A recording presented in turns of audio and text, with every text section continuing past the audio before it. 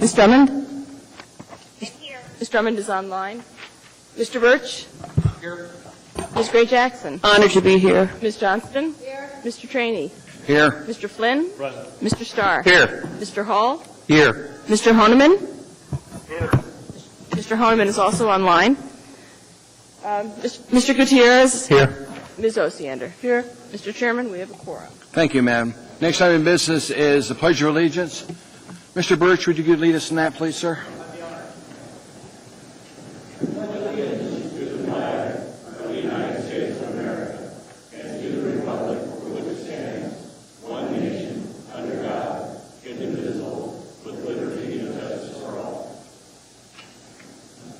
Thank you, sir. Next item in business is minutes from previous meetings. I don't see any. Next item is Mayor's report. Mr. Mayor, sir? Thank you, Mr. Chairman.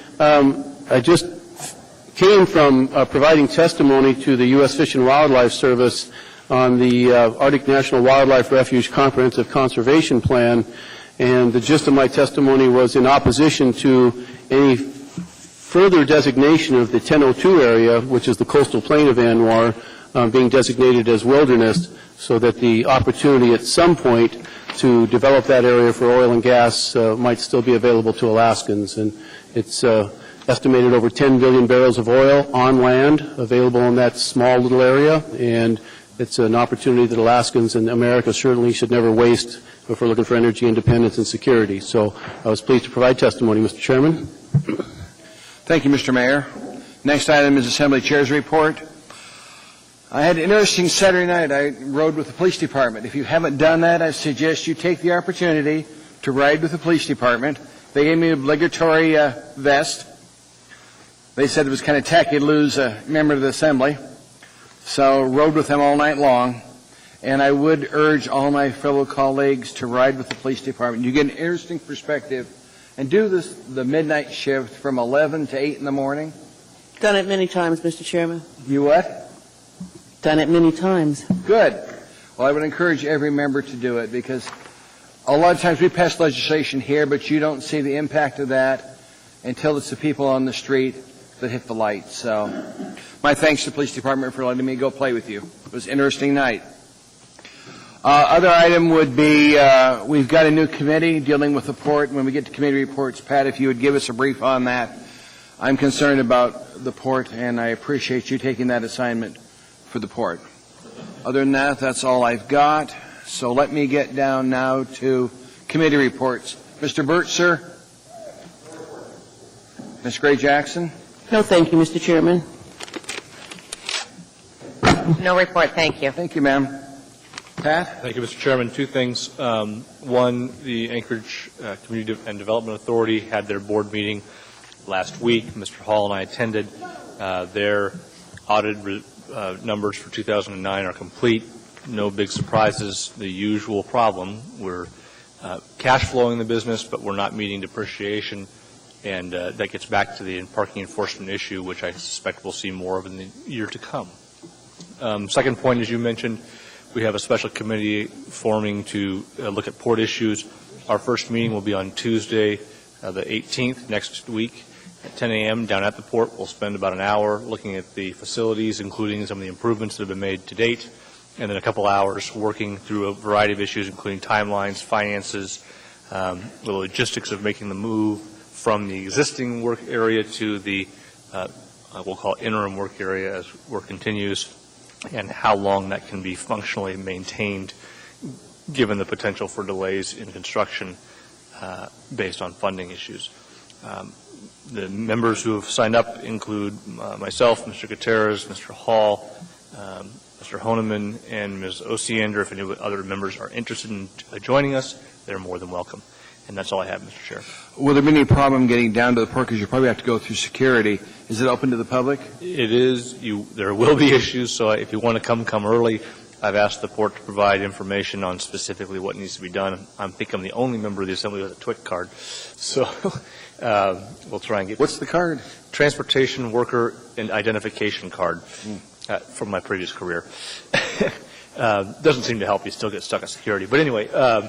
So if you intend to attend, please be there no later than 9:45 to make sure you get through security successfully and we can start on time. Thank you, Pat. Mr. Starr, sir? No, just note that the May 20th meeting for the Budget and Finance Committee has been canceled. Mr. Hall? No report. Mr. Gutierrez? No report, Mr. Chairman. Our next Title Yes, Debbie. Title 21 meeting is on Thursday, the 20th, from 9:30 to 11:30, and our topic will be snow storage and commercial properties, and actually on multifamily properties, too. That'll be an interesting meeting. It's been very controversial, and a lot of the snow hauling people have been attending. Good. There's nothing else. Yes, Barbara? What? Oh. Harriet? Any report from you, man? Mr. Honeman?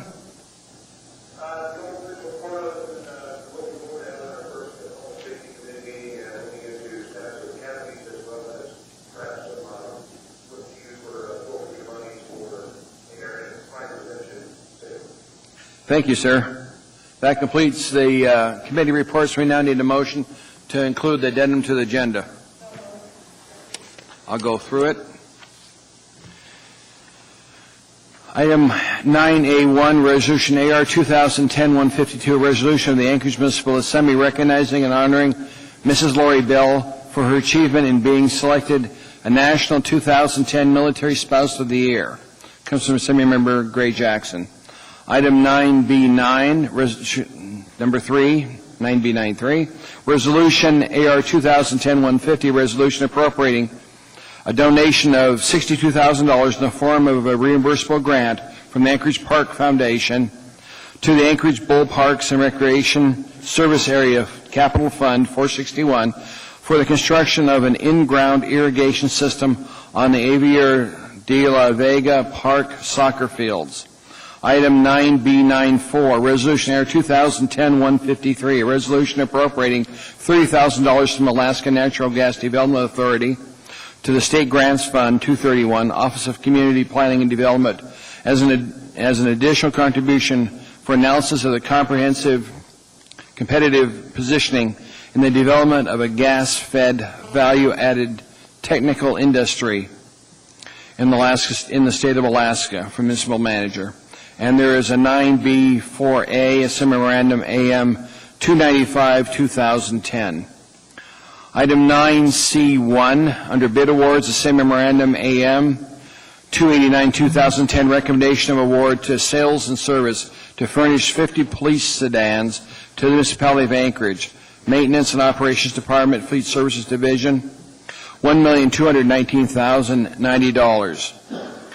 Item 9D916, the same memorandum AM 290-2010, Amendment Number 5 to Quality Asphalt Paving Incorporated for 72nd Avenue, Spruce Street, Laurel Road upgrade, RTP Lake Otis to Elmore Road, and 80th Avenue upgrade, RTP Lake Otis Parkway to Spruce Street. It's P&E Project 03-01 and 03-03, $218,978, Project Management and Engineering.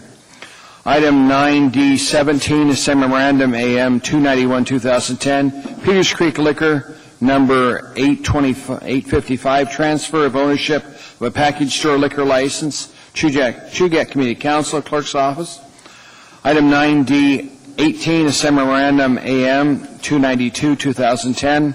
It's a 2010-2011 liquor license renewal, Nino's Italian Eatery, number 4576, Restaurant Eating Place. It's Midtown Community Council from the Clerk's Office.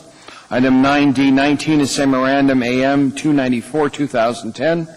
A sole source award to John Crabb to provide video production, videograph, editing, special effects, studio, semi-productions, and graphic design services on an ad-required basis for the Municipality of Anchorage. Anchorage Fire Department. Price is $50,000 coming from purchasing. Item 9D20, memorandum AM 296-2010, sole source award to Alaska Trails, Inc. to provide trail development, construction, and management for the Municipality of Anchorage Parks and Recreation Department $150,000 comes from purchasing. Under information and reports, item 9E5, information memorandum, AIM 51-2010, March 2010 finance reports from the Office of Management and Budget. Item 9E6, information memorandum, AIM 52-210, monthly investment report to the Assembly, March 2010 from Finance. Backside of your sheet, item 9F4, Resolution Air 2010-151, a resolution of the Municipality of Anchorage appropriating $1,992,085 of tax-exempt lease purchase agreement proceeds to the Information Technology Capital Improvement Program, CIP Fund 608, Information Technology Department for technical upgrades. Public hearing on that is scheduled for May 25th, 2010. There's a same memorandum that comes with it, AM 293-2010.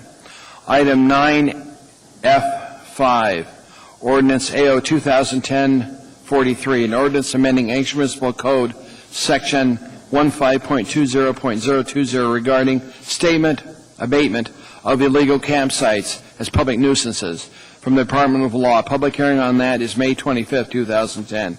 There's an accompanying assembly memorandum, AM 297-2010. Is there anything else that needs added to the addendum to the agenda? Yes, ma'am. Drummond in Haines, Alaska. I may have a resolution to lay on the table regarding some wonderful student achievements. Ms. Tucker and I are communicating right now via email. If that is appropriate, I would appreciate your indulgence. We can come back to that, Harriet. If that's what you've got, we'll get it added into it. Thank you. I appreciate it, sir. Thank you. Is there any objection to the addendum? Just lay it on the table. See, no objection. You want to do one? And Madam Clerk, I believe we also have this AIM laid on the table from the Parks Foundation. Is that correct? Do we have a number for that yet? It's the biannual Anchorage Park Foundation report that we're going to hear more about in the interference request. Should we read that in the number that and put in the record? Let's see. That's the information report. That would be 9E7, I think.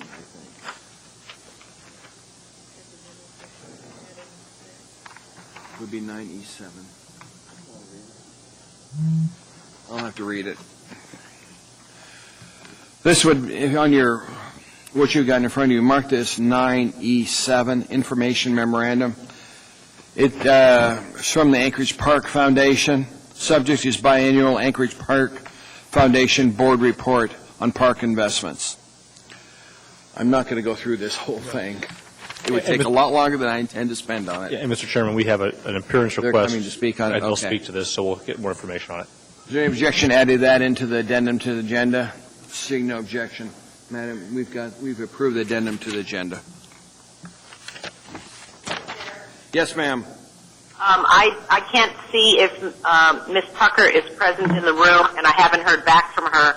And I was wondering if I could get the other laid on the table items sent to me via email.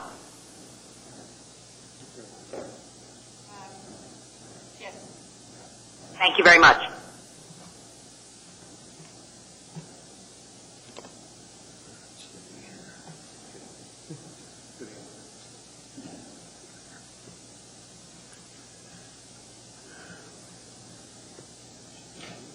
Need a motion on the consent agenda? Move to approve. Is there a second? Probably already did that. Who seconded it? Can we move? I need a motion on the consent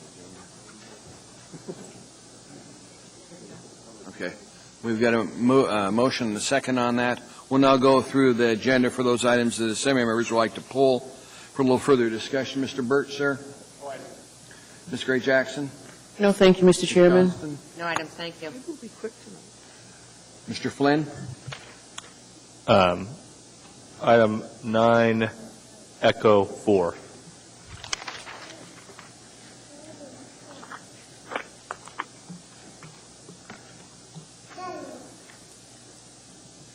And Elvie, I heard you say you wanted to pull 9A1? Mr. Chairman, no, I didn't say that, but I thought the reader would probably pull that item, Mr. Chairman. Thank you.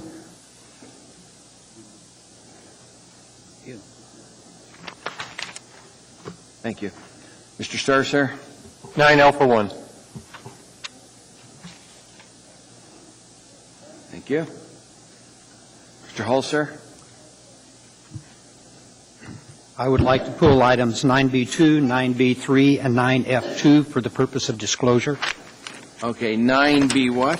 9B2, 9B3, and 9F2.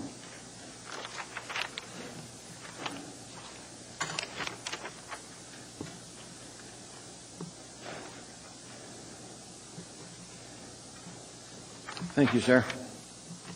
Mr. Gutierrez, sir? No items, Mr. Chairman. Ms. Osander? To our two absent colleagues, anything you'd like to pull, Harriet? Nothing, Mr. Chairman, for the moment. Okay, thank you, sir. Mr. Chair, this is Ms. Drummond. Yes, ma'am. I haven't heard back from Ms. Tucker yet. My assumption is my laid on the table resolution regarding the students would be item 9A2, and I would appreciate just reading the initial paragraph to the body. It is time critical as their presentation happens at Mountain View Elementary School this Monday, so I would appreciate the indulgence of the body in the last minute version of this item. Thank you.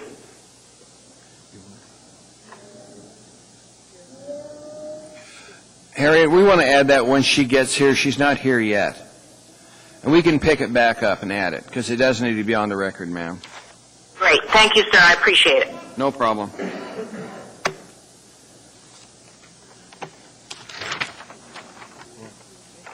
To the administration? You have anything you want to pull? I would like the body to pull 9D10, please.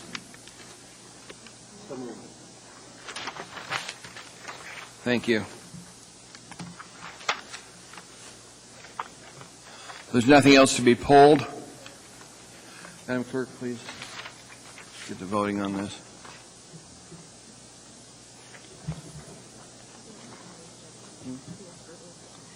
Is there any objection to approval? Seeing none, that item is approved, Madam Clerk. We'll now go back to those items. We'll pull for a little further discussion. The first one is item 9A1. That's Resolution 2010-152, resolution of the Anchorage Municipal Assembly recognizing and honoring Mrs. Lori Bell for her achievement in being selected a National 2010 Military Spouse of the Year. That was introduced by Ms. Gray Jackson. Would you please make sure that all of us are added to it, Madam Clerk? And that was pulled by Mr. Starr, sir. I need a motion to approve. Sure, move to approve. Ask unanimous. See no objection. That's approved. Mr. Starr, you're going to read it, I think, and Ms. Gray Jackson is going to give her. Could the family come down here, please? There they are. And the photographer, come on forward.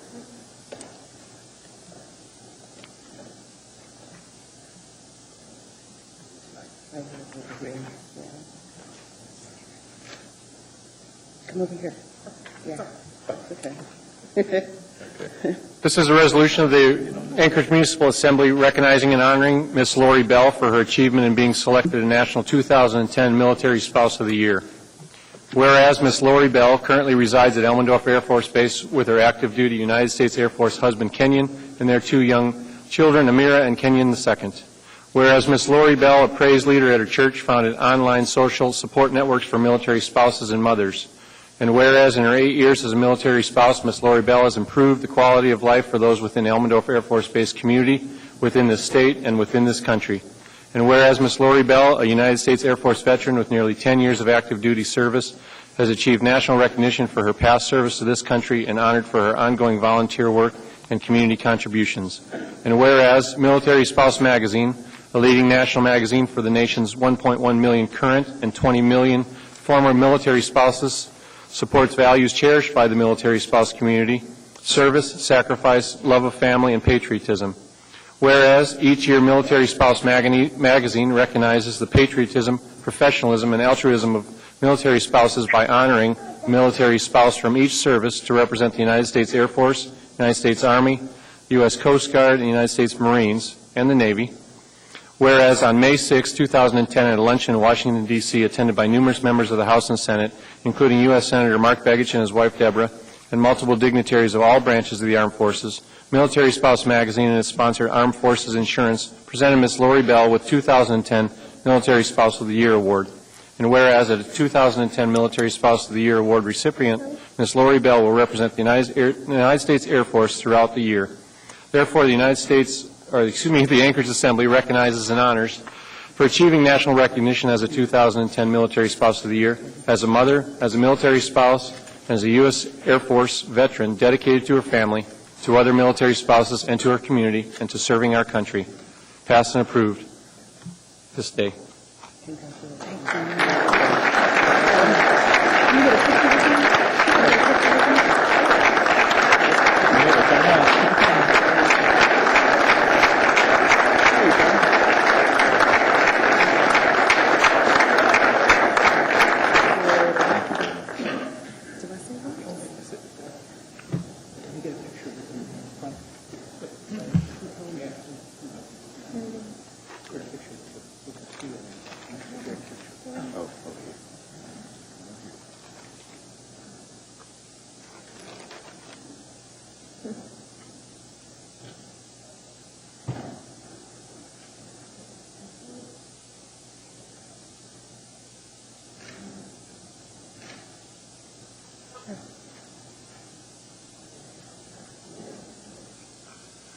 Lori, if you have a question, we have a few Assembly members that would like to talk to you for a minute. Mr. Gurez. Thank you, Mr. Chairman. I just wanted to say congratulations and thank you. I think you've confirmed what we already knew. We know that all of our military personnel and their families are very special people, but those here in Alaska are even a little bit more special. And thank you very much for being here. Thank you. Lori, I've heard you sing over at Arctic Oasis. You do an excellent job. Congratulations on representing the spouses. Thank you. Because it's a hard life for a lot of people because they move someplace they never intended to go. When they saw the orders, they thought it meant Arkansas. And when they get here, they realize it's not quite there. I tried to go to your website on Elmendorf's computer, and they've got that website blocked. You might want to get with COM because I think what your website does helps a lot of the spouses on base. It would be good if they can get to that website from Elmendorf. Okay. Thank you so much. Thank you, ma'am. Okay. Ms. Elvey said I should make some comments. I'm sorry. I just want to say thank you to this distinguished body for this resolution. I'm so honored to represent not only spouses, but the people of Alaska. I've told some of my friends that I think Alaska is probably America's best kept secret. And I'm just so proud to be a part of citizens who support the military like you do. So I really appreciate this, and I serve with dignity, and I'm excited about this coming year and all of what we're going to do with Military Spouse Magazine and with the spouses who won from the other branches all across our military. So thank you so much. Thank you.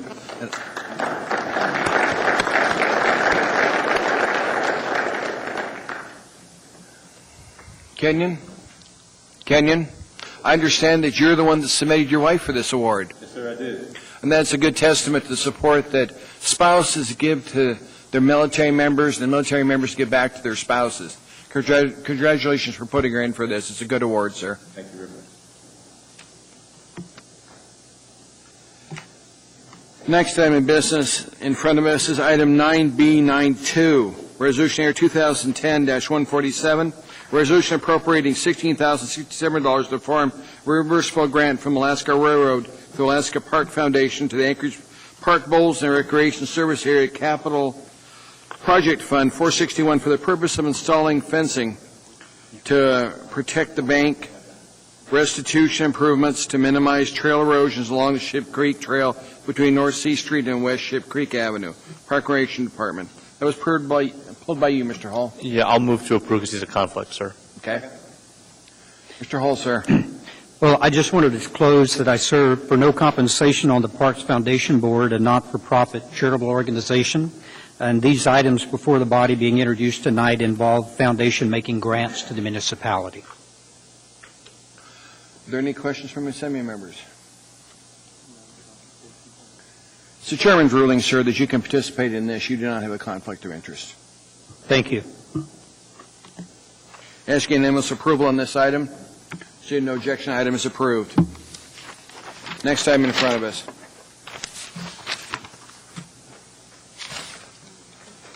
Would be 9B3, Resolution Air 2010-150, a resolution appropriating a donation of $62,000 form of a reimbursable grant from Alaska Park Foundation to the Anchorage Bowl Parks and Recreation Service Area Capital Fund 461 for the construction of an in-ground irrigation system on the Aviar de la Vega Park soccer fields. Mr. Hall, same thing in that? Same thing. The chair rules you don't have a conflict of interest, sir. Not a problem. I move it, Madam. You're welcome. It's fine. Next item in front of us would probably be 9B.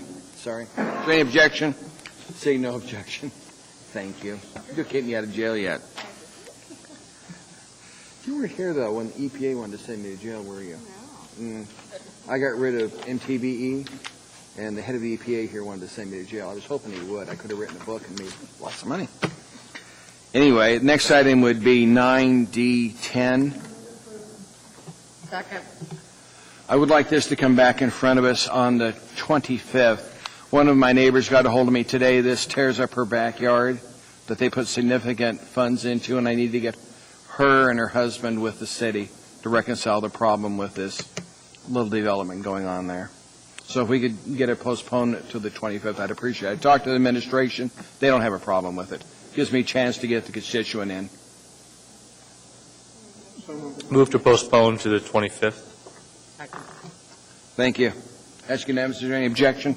Seeing no objection, it'll come back in front of us on the 25th. Next item in front of us would be on page 3, item 9E4, Assembly Information Memorandum, AIM 50-2010, Health and Human Services Commission recommendations on IM. Mr. Flynn, you pulled that, sir. Move to accept. Mr. Flynn, sir. Thank you, Mr. Chairman. I had hoped what we were going to see was there's a good report, appreciate it. I had hoped what we were going to see is what the CO maintenance plan was going to be were we to enact legislation that's before us later tonight. I didn't see that here. I also note that the Commission recommends a motor vehicle registration surcharge of $10 to replace the lost revenues associated with getting rid of the IM program. I just wondered if there's any information we're going to get on either of those two items before we get to this legislation. Perhaps Ms. Engel can address that. Thank you, Mr. Flynn, through the chair. We expect to have staff here later tonight who can answer your questions about the statewide implementation plan and the changes. It's a rather lengthy document, but it requires us to move to contingency measures certain things that if we violate, so that, for example, we might have a variety of options for things that we could do if we violated CO in the future, up to and including the reinstatement of the IM program. And that's sort of how the plan is written, so that we don't need the program now. If in the future we violate, we would have to get together and determine what actions we would put back in place to mitigate the situation. In terms of the surcharge, that was one of the recommendations that was made as a potential way of funding air quality type program for the municipality, but I can't speak definitively on the support of that. That was one of several options that people have considered. Mr. Flynn, sir. Mr. Chairman, I'll save further questions for the discussion on the ordinance once we get to it. But I would suggest to members they hold this report for that discussion, because there's some salient details that we'll need to consider in the context of that ordinance. Thank you, Mr. Chairman. Thank you, sir. Is there any objection to approval of that item? Is there any objection at all? Seeing none. Item is approved, Madam Clerk. So do you have the missing 9A2, ma'am?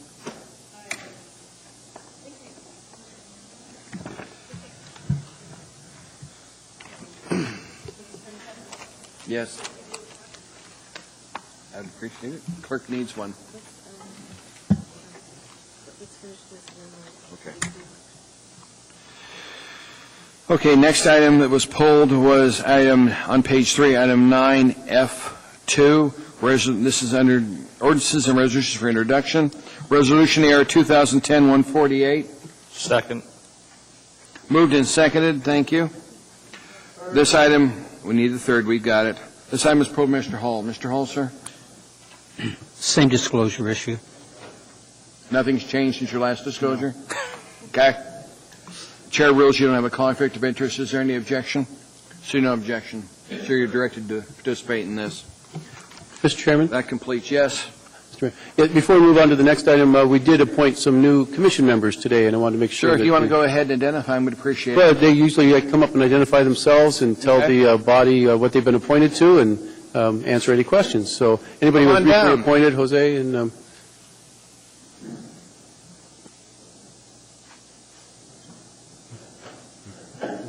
Scott can come up later.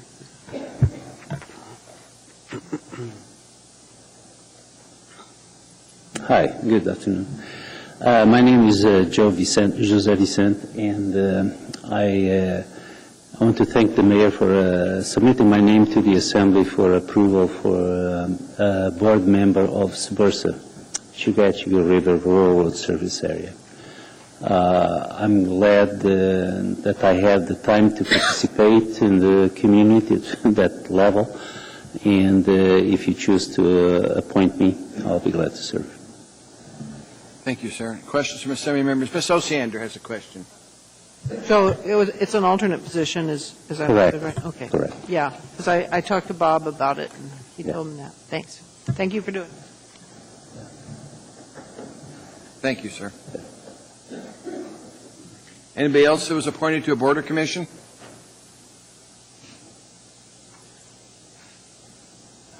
Good evening. My name is Scott Hattenberg.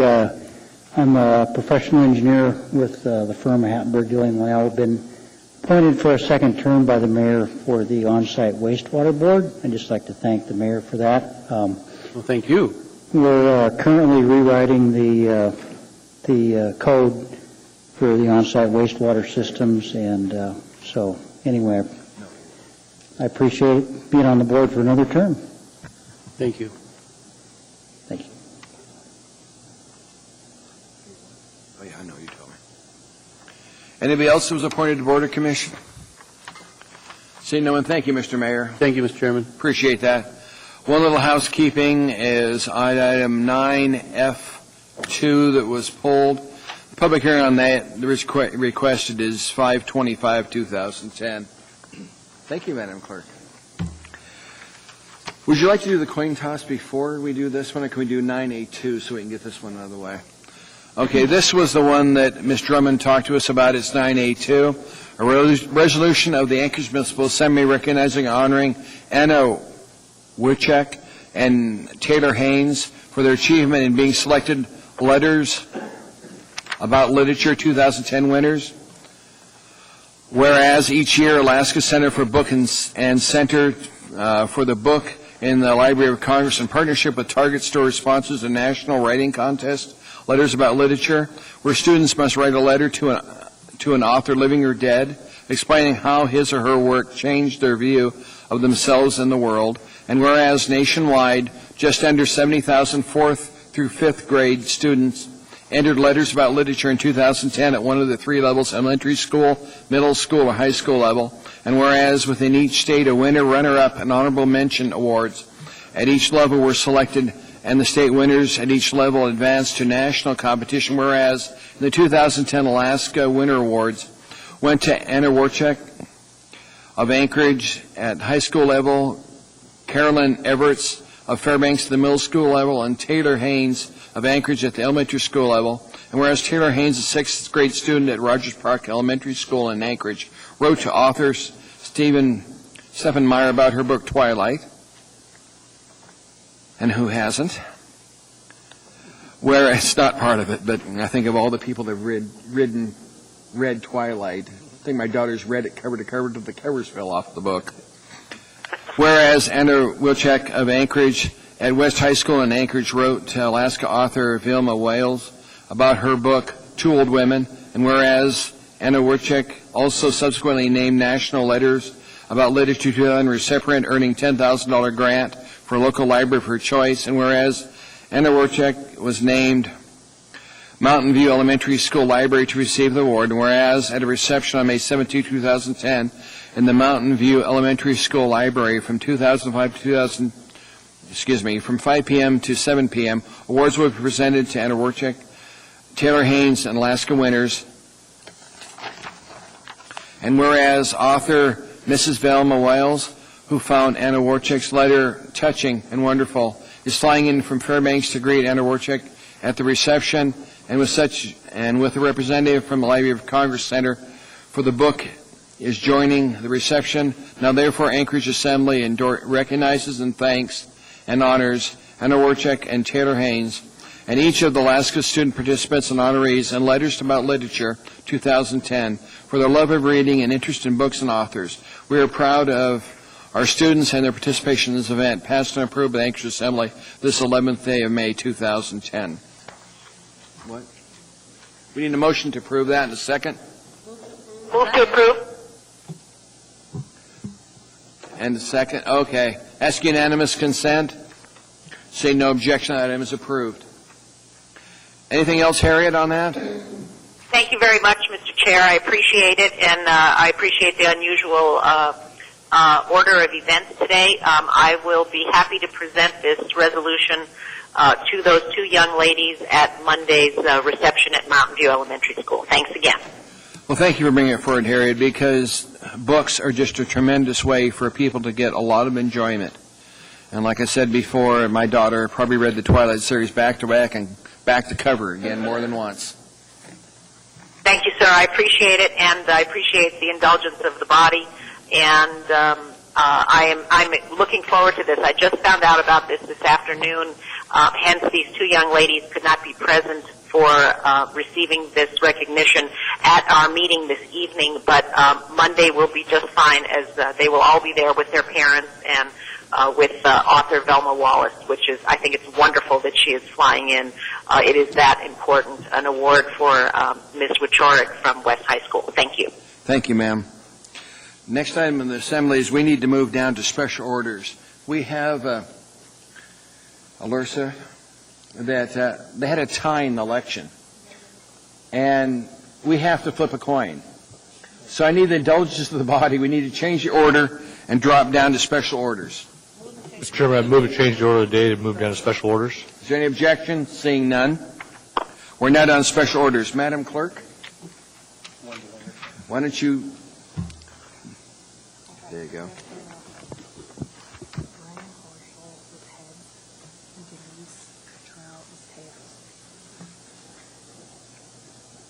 Sorry to mess it up.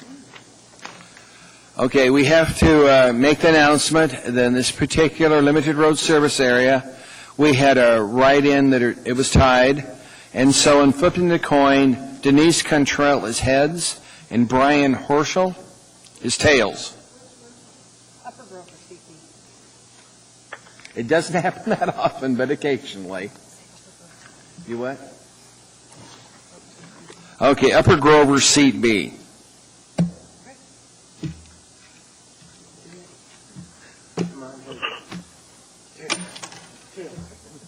It's heads.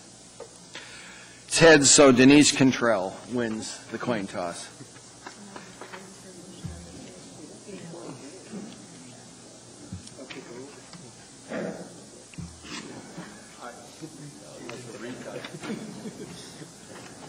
Maybe we should have it that way for assembly seats, too. Just flip a coin, we'll be done, huh?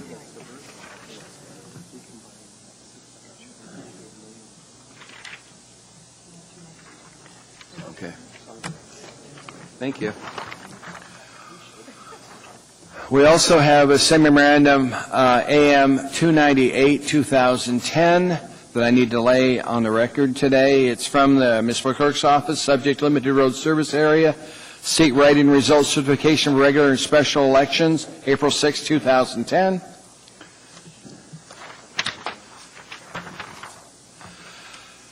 And this is the one that we just flipped the coin on. And here it comes. Let's see. This is the list that contains the winners of limited road service area write-in seats. The seats are won by a majority write-in and coin toss. And the winner was Denise Contrell.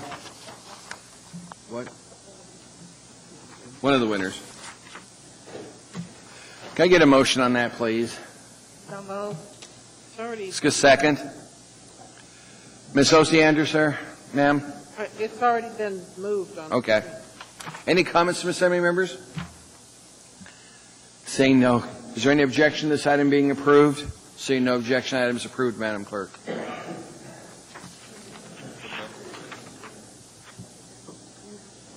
We have to stand down until 6. We're now going to take a short break. We have to stand down until 6 o'clock, at which time we have item 12A and 12B. It can't begin any earlier 6, cannot end no later than 6:30. So we are at recess until 6 o'clock.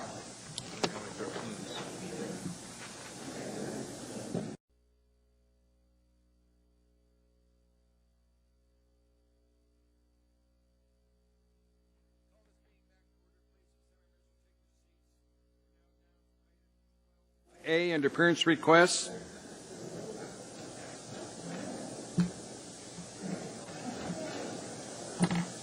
First one is item 12A, Assembly Fitzpatrick, Tim Potter, Jim Reinert, to present an update on the Midtown Skating Oval.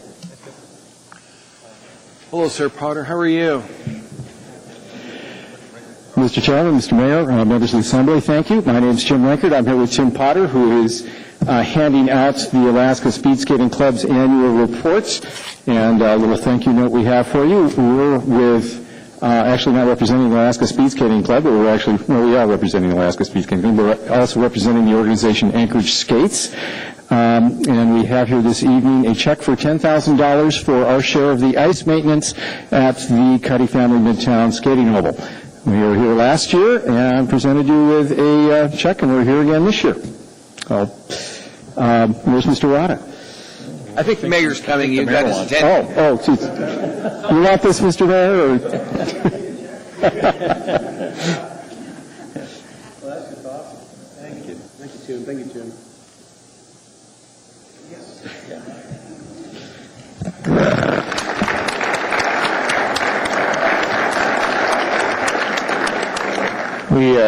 You should be applauding yourselves. There is a road jewel. It is to remind everybody, the 6th regulation-sized speed skating oval in the United States. It is creating a little bit of an attraction from outside. This booklet will give you an idea of some of the events that were hosted out there this season. We skated from November through the solstice in March, and we had at least one former Olympian, come and skate and give a conference and skating lessons to about 49 people that attended, ages from about 3 to 70, 75. It's truly working out to be a year-round facility. We had a national inline skater, actually on the national speed skating team, now doing inline skating from Fairbanks, and he was here last week and gave a clinic. We had 2 full moon tiki torch events. Each had about 150 people show up and participate. So we wanted to make sure that the Assembly and the city knew how much we appreciate your contracting for the ice. We've had Olympians tell us that the ice was as good as anything that they've seen outdoors in the country, and we're very complimentary. So we hope that this fall we'll have lights, providing light through the evening hours out there. And I would encourage all the Assembly members and everyone else in the community to come out, bike, walk, run, skate, fly kites. There were some good kites out there flying today, and enjoy the park. And the fitness oval, as we termed it originally, is turning out to be just that. We've seen not just people speed skating during the winter, ice skating. Some of the roller derby women come out and practice during the afternoons, which is quite interesting from our office conference rooms. We have a variety of children learning how to ride bikes with parents doing inline skating behind them. We have people doing physical therapy. It's been proven to be one of the best places to take people with mental and physical issues to try and go out and rehab. It's 10 meters wide, 400 meters around, and since it's flat, it's a good place for people that have some issues to go out there and be safe and not be out on the coastal trail feeling as if they're intimidated. So with that, 60% of the funds for the ice maintenance this year represents the Speed Skating Club's specific use of 6 hours per week as part of our program with Parks and Recreation. So it's our intent, Jim and I, to continue to raise money. We're working on forming an endowment fund that will hopefully raise about $500,000 over the next 4 to 5 years so that we won't have to come back and give $10,000 checks every year. The oval for winter and summer activity will be funded for the life of the improvement.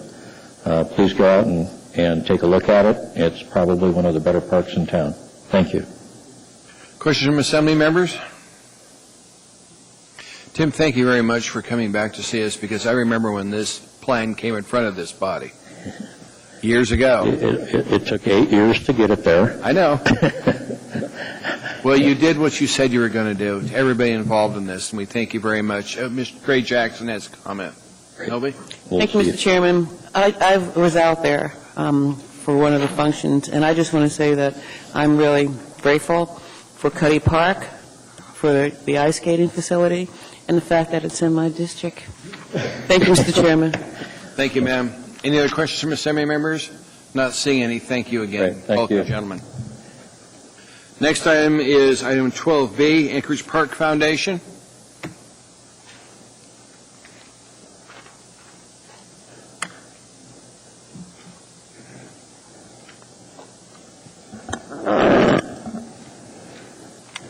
Good evening. I'm Beth Nordland. I'm the Executive Director for the Anchorage Park Foundation, and this is my board member, Stuart Osgood.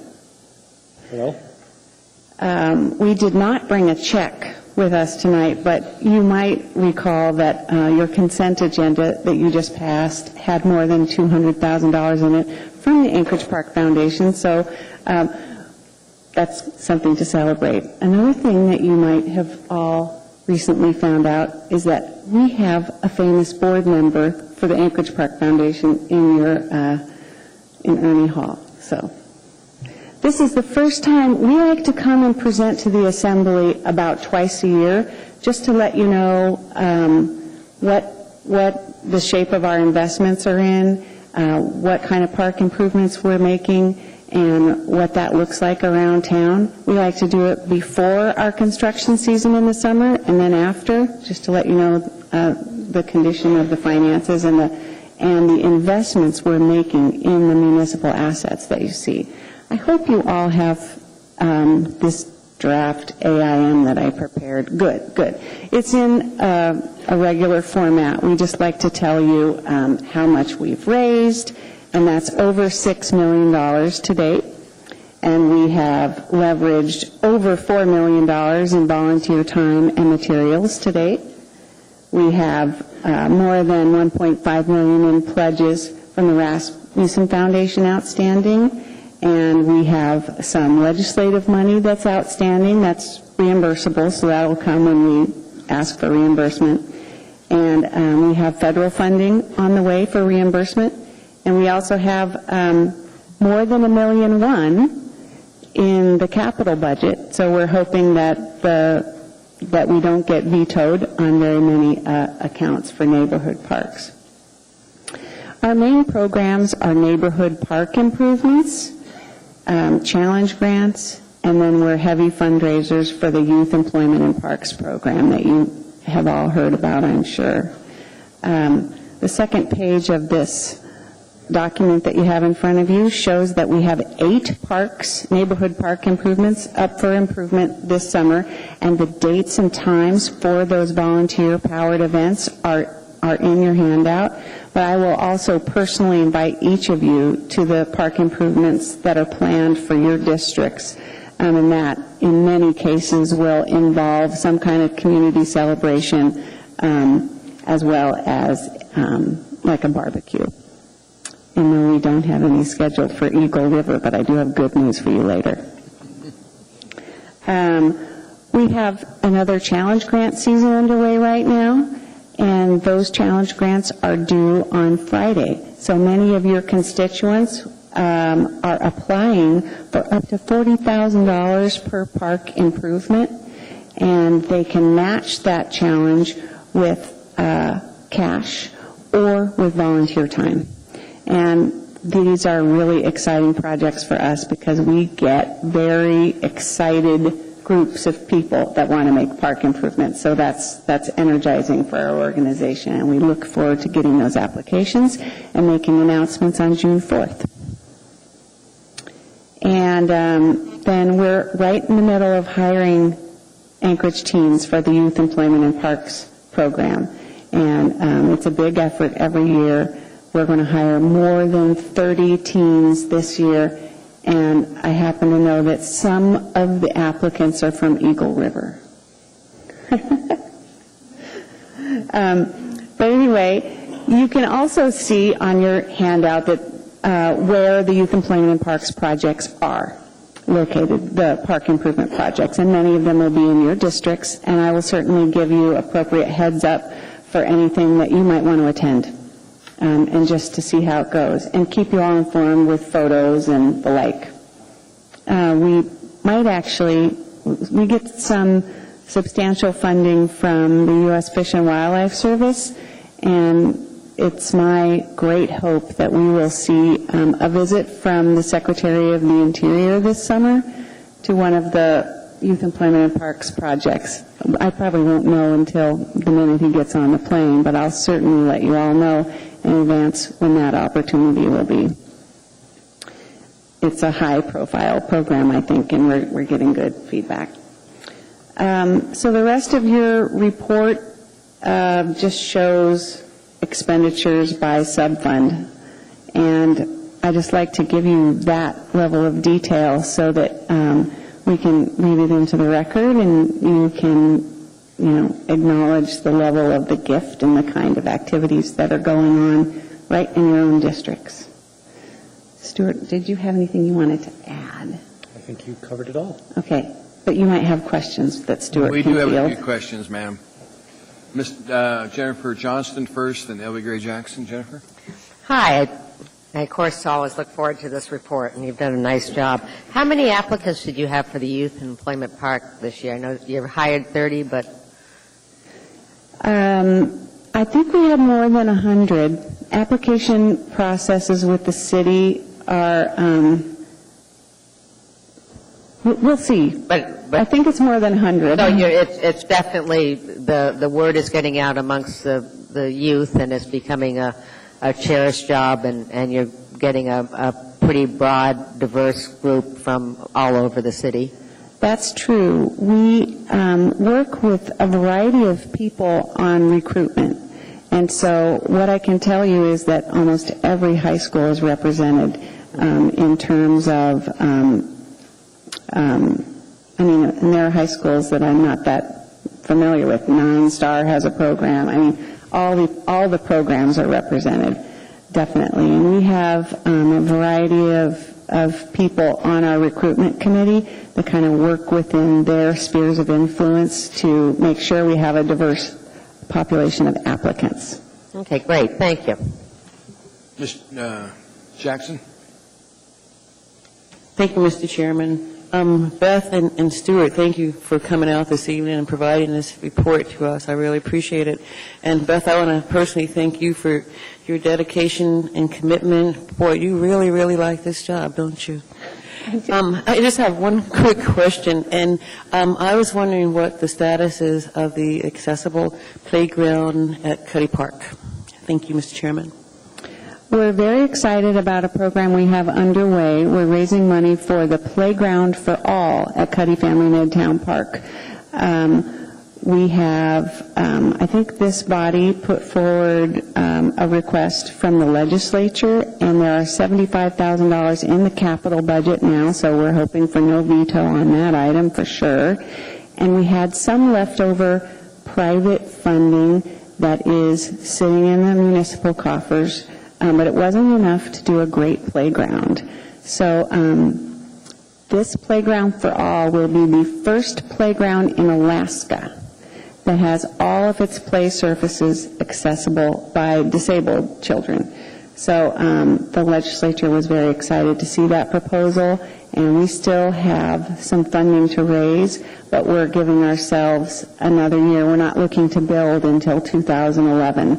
So we wanted to get this legislative funding, and I think they might even apply for a challenge grant that's open now. So we have a ways to go with fundraising, but it's a very exciting project. Mr. Flynn, sir? Beth, thank you for coming, and Stuart, as a neighbor, nice job getting some neighborhood projects in here. Thank you. Any other questions from assembly members? If not, thank you very much for what you do. I remember years ago when we didn't have the money for anything in this town, and what you've done is just remarkable. So thank you very much. Thank you. Thanks. There's nothing else on item 12, so we move down to item 14A. Under new public hearings, there are no continued public hearings. Bring that up.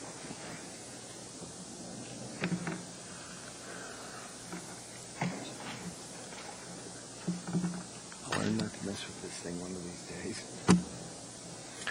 Public hearing is now open on item 14, ordinance AO 2010-36, ordinance authorizing and distinguishing all unpaid tax, penalty, and interest and administrative debt on parcel 008-041-03-000. Reading. Thank you.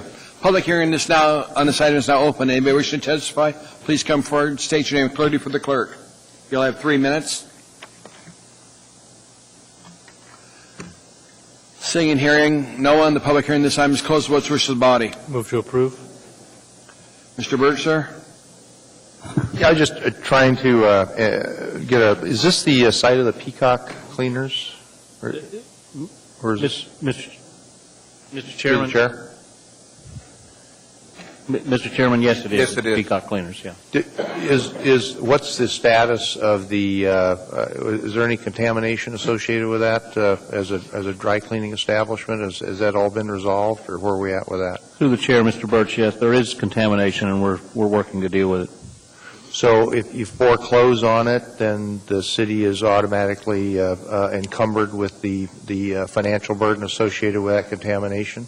That's, through the chair, yes, that's correct. As a party of last resort, I would assume? That's correct. Okay, thank you.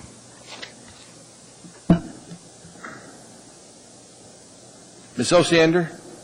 We already are, though, aren't we? Yeah. Yeah. Any other questions from assembly members? Hearing and seeing no one, please vote. What? Oh, got to do a voice vote. I'm sorry. I forgot. We have good 2 members that aren't with us. Is there any objection to the item? And that includes our colleagues that are on the phone. Any objection, Paul? No objection. Harriet, thank you. Seeing no objection, item is approved unanimously. Thank you, Madam Clerk. Next item in front of us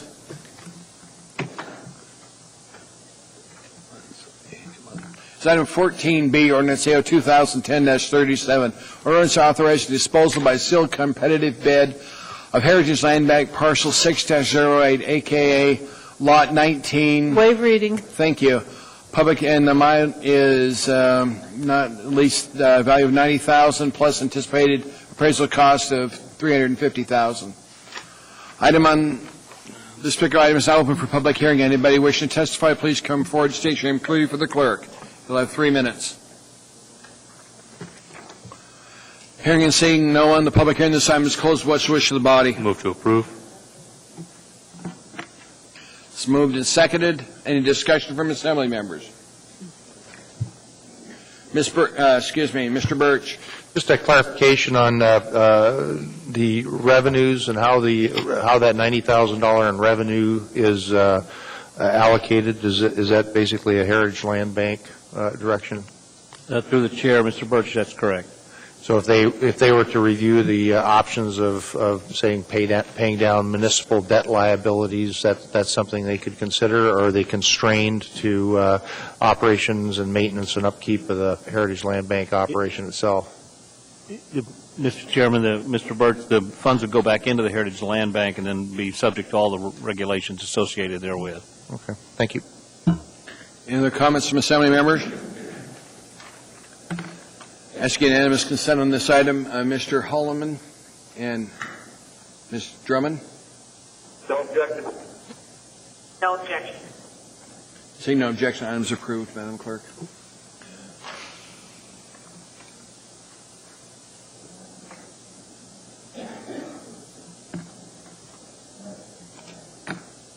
Next item is item 14C, Ordinance AO 2010-38, an ordinance authorizing withdrawal of a portion of Heritage Land Bank number 3-64 not to exceed 39 acres of Heritage Land Bank. Thank you.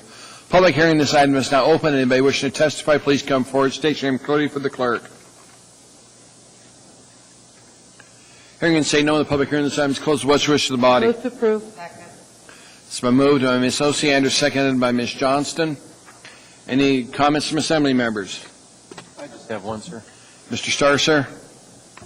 Well, I brought up the topic of the wetlands bank that we have. Now, do we have a conservation easement bank too, or am I confused in topics? Do we have is there a conservation easement bank? Through the chair, Mr. Starr, no, there's no conservation easement bank, and we're still working on the wetlands mitigation bank. Is there a proposal coming forth on the wetlands bank proposal to us, Yes. or what do you think will be the process? We have a meeting to talk about the schedule of that just this week. So Great, thanks very much. We should have that to you in the near future. Thank you. Any other comments from assembly members? Ask unanimous consent, and we need Mr. Holloman, Ms. Drummond. No objection. Is there objection from assembly members? Seeing none, Madam Clerk, that item is approved.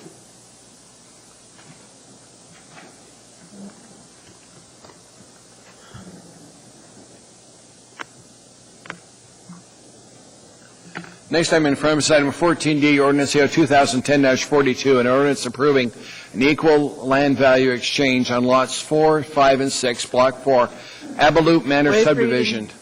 Thank you. Public hearing this item is now open. Anybody wishing to testify, please come forward. State your name clearly for the clerk. Hearing and say no on the public hearing, and this item is closed. What's the wish of the body? Move to approve. Second. It's been moved and seconded. Is there any assembly comments on this item? See no comments. Ask unanimous consent. Is there any objection from the assembly members? Seeing none, Mr. Holloman and Ms. Drummond. No objection. Ms. Drummond? No objection. Thank you, ma'am. Madam Clerk, there was no objection. Item is approved.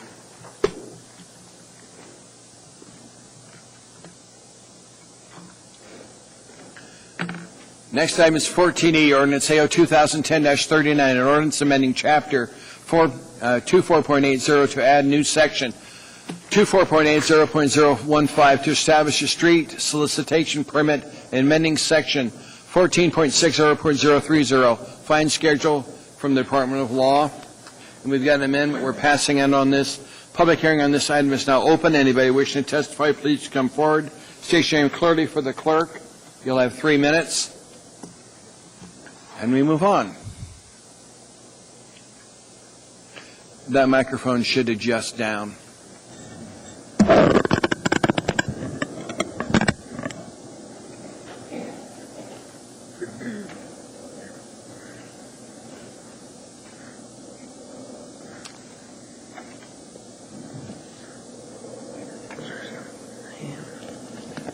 My name is Brian Arnold. Every year for 35 years, they've been on the corner of intersections in Anchorage on Labor Day weekend. Maybe you've seen them. They're the ones holding up the signs to support Jerry's kids, and also holding out boots for all to fill. They are firemen, heroes every day, but heroes especially to those with muscular dystrophy on that particular weekend. The Fill the Boot campaign that weekend brings in 1/7 of the Muscular Dystrophy Association of Alaska's budget. They provide services for people like me that help make our lives easier, and I want you to know that I've benefited from their services, such as clinics, camps, and most importantly, the research they do. But it has been decided that Fill the Boot is illegal in Anchorage, and the event won't be allowed to continue without an ordinance making a change in street solicitation. That ordinance was introduced at the April 20th Assembly meeting and is being heard here tonight. It is an ordinance that will keep the firefighters and MDA in compliance with the law. The street solicitation permits will have to be approved by the Right-of-Way Division of Development Services with concurrence from the Traffic Department. So any organization's application for a permit would be heavily scrutinized by a number of people. I am confident that the firefighters and MDA will be able to meet the requirements.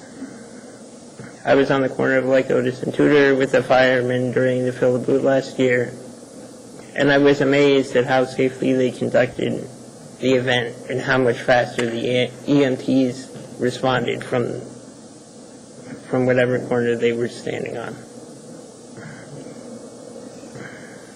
And it is also an event that is strongly supported by the community. I've brought hundreds of signatures to give you tonight from people who signed in support of Fill the Boot to allow it to continue. I'm here today because the research MDA does and the services they provide, because of the services they provide. In these tough times, MDA can't afford to lose 1/7 of their budget.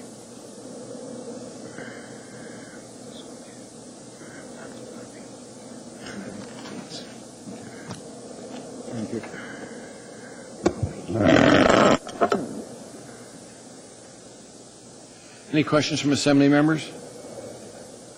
Thank you, sir. Any questions? There doesn't appear to be any. Thank you very much for coming down here. We appreciate your testimony.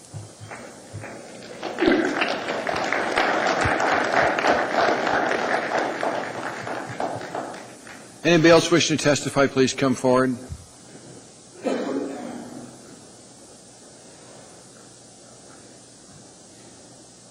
Good evening, guys.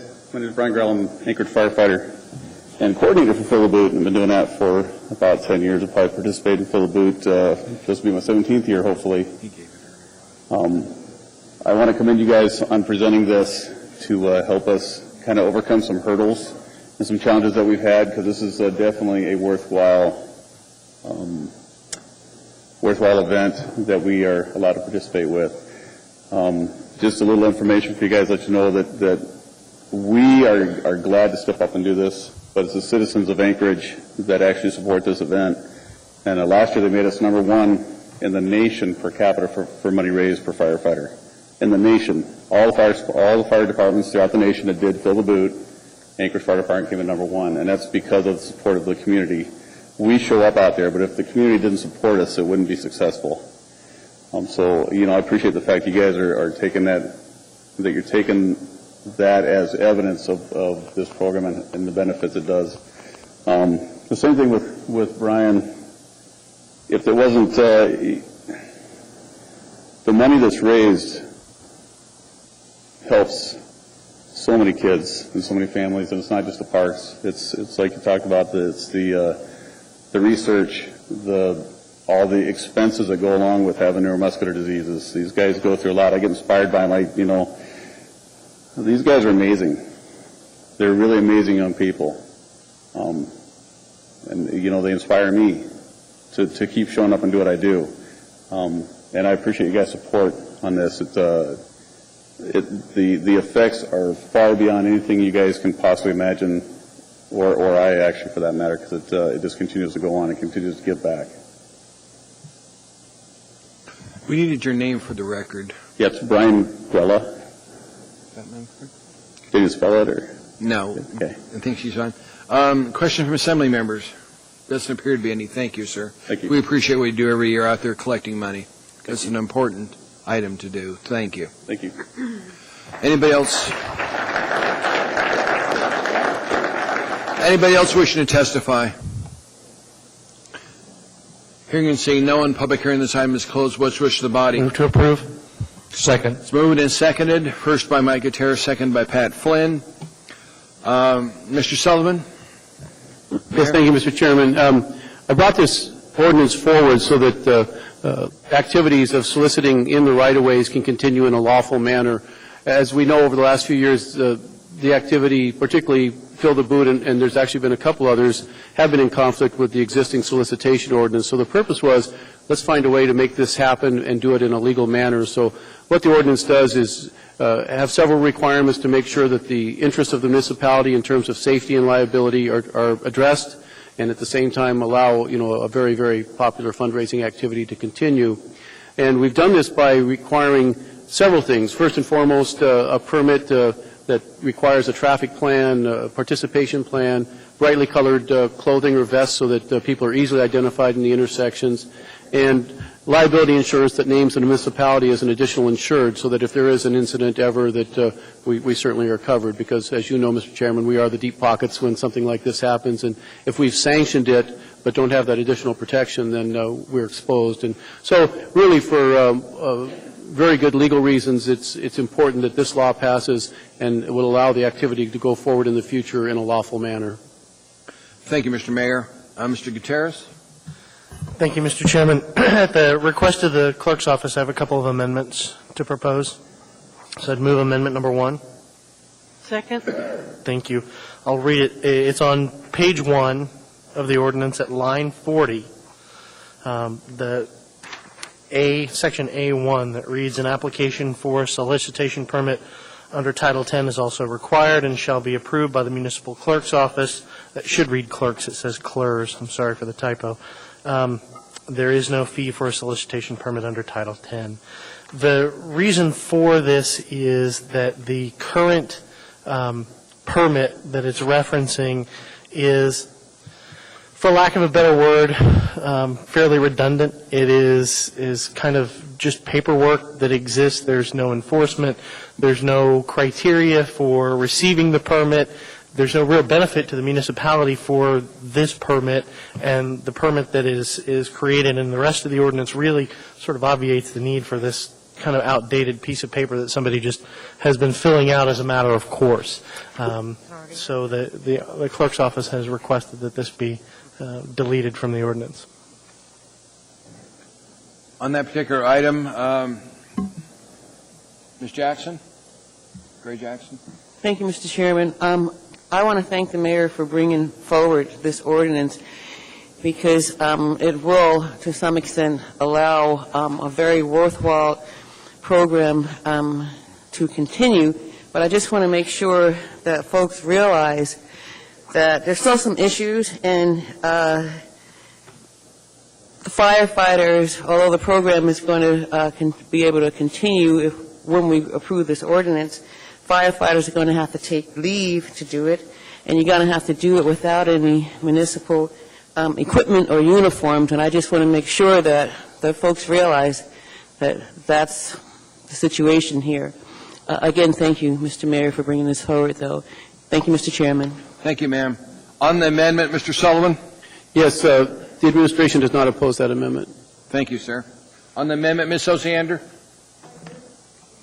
I urge support, and actually, since the second amendment is essentially the same thing, I was going to ask the maker of the motion if he wouldn't mind including it. Mr. Gutierrez? I'll leave that to you, Mr. Chairman. I have no objection. I would. Amendment number 2 basically just deletes the similar language in another portion of the ordinance. So I'd be happy to second that revised motion. And urge support is just paperwork, duplicative effort. Okay. Mr. Sullivan, on the amendment, anything else, sir? No. Okay. Thank you. Let's do a voice since there's no one else in the queue. Let's do a voice vote on that, because we've got two people that aren't here. Madam Clerk? This is on the two amendments, Amendment 1 and Amendment 2. Ms. Drummond? Unfortunately, I don't know what the amendment is because of a technology issue. If it was possible for it to be read to me or emailed to me, I could do either one of those. Harriet, I'll read it to you. Amendment number 1 on page 1, line 40, delete. Number 1, an application for a solicitation permit under Title 10 is also required and shall be approved by the municipal clerk's office, should be clerk. There is no fee for a solicitation permit under Title 10. That's the First Amendment. Amendment number 2, on page 2, line 40, delete and renumbers necessary. Number 2, a current solicitation permit issued by the municipal clerk's office pursuant to Title 10. It just gets rid of both of those instances on the item 2010-39, ma'am. Okay, thank you. Your vote, ma'am? My vote is to approve the amendment. Thank you. Mr. Holman? Vote to approve. Thank you. Mr. Birch? Ms. Gray Jackson? Yes. Ms. Johnston? Yes. Mr. Trainee? Yes. Mr. Flynn? Yes. Mr. Starr? Yes. Mr. Hall? Yes. Mr. Gutierrez? Yes. Ms. Osiander? Mr. Chairman, it's unanimous. Okay, that has been amended. Now we vote on the main motion. Please vote. I have a point there, sir, I'd like to clarify. Ma'am? Sir? Sir, sorry. I pushed my I was button, through but with talking, it so went go ahead. somewhere else, so I'm in there, I thought. But I have a question as it relates to line 48 on page 2, which speaks to a $250 fee per event. Am I reading that wrong, that we should also get rid of that? Page 2, line what? Page 48, I'm sorry, on page 2.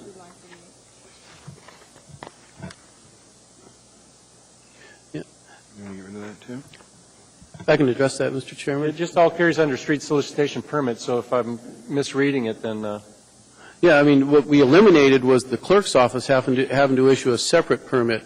This is the one and only permit that will be required, and as such, there is a fee. As with all of our fees, they relate to staff time and handling time, et cetera, to process a permit, and so it's kind of cost user, cost payer. That's all I needed. Thank you. Anything else, Mr. Sturzer? Nope. Okay. Mr. Flynn? Thank you, Mr. Chairman. Just like to briefly expand on Ms.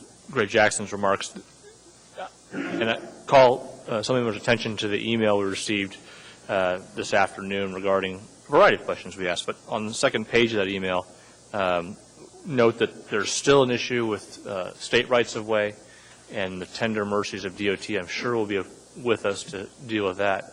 And also, we have an ethics issue that we're going to have to address at some point. And I'm hopeful that we'll be able to do that as a body. Thank you, Mr. Chairman. Thank you, Mr. Flynn. Mr. Sullivan, sir? I'm sorry, I'll pass, sir. Thank you. Please vote on the main motion. Is there objection? Is there any objection? No objection. Harriet?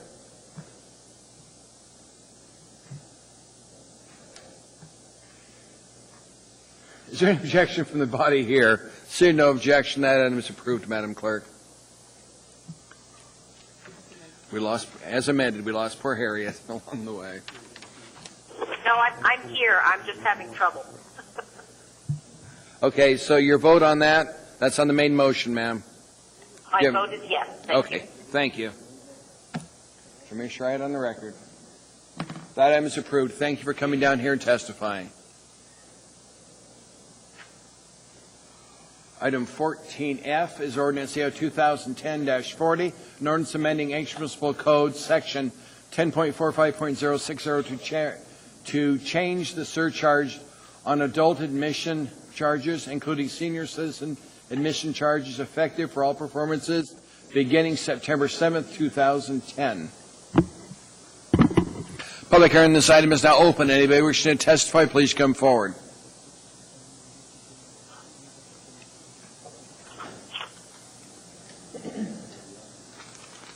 Nice to see you again. Thank you. Mr. Chair, members of the Assembly, my name is Nancy Harbour, I am the president of a nonprofit organization that is under contract to the city to manage this community's Performing Arts Center. I am here to ask you to support this increase reluctantly, but reality is before us. I learned about a year ago in this very chamber that the surcharge that was put in place to cover the bond payment required to build the roof or put a new roof on the Performing Arts Center was not, the collections were not enough to pay the bond payment. And that had been going on, I think, 4 years. And the last bond payment was made because of Lion King, frankly, and the attendance level that happened from that show. And we are now in a position where the bond payment and the reserve that exists through that process is not enough. So it has been recommended that the $2.50 surcharge that was put in place just before the bonds were sold be increased to $3, and the standing exemption from day one for seniors be eliminated. So in essence, a $3 surcharge would be added to every paid ticket for events being held at the Alaska Center for the Performing Arts. I want to let you know that there have been exhaustive meetings with finance and the bond department here at the city, and myself and my staff and resident company representatives. As you know, I, as the operating company representative, really just collect this money from patrons or resident companies or users who contract use of the building and pass it on to you. It isn't money that comes to me for our organization. It basically is paid out by patrons and given to you through a very careful process that is completely audited. I would love to be able to say to you that some other money would materialize to make this bond payment, but I'm also a realist, and I don't see that happening. I have no real convinced process to tell me that $3 is going to be enough, but I hope it will be, and so do my resident companies and the other users of the building that we've spoken through and to during this year-long process. I'm sure. Mr. Gutierrez, first, sir. Thank you, Ms. Harbour. Thank you for coming out tonight. Reluctantly was a great word, because if I do support this, it'll be very reluctantly. Senior citizens is where I'm primarily concerned, and let me explain where I'm coming from. If this were to pass, I'm going to see a 50-cent increase in a ticket price, but other members of the body I won't name might see a $3 increase in their ticket price, and I'm not certain.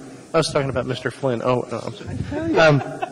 I'm going to cut the microphone off in a second. But so I'm going to see I'm going to take a relatively small hit. A senior citizen's going to take a $3 increase in their ticket price.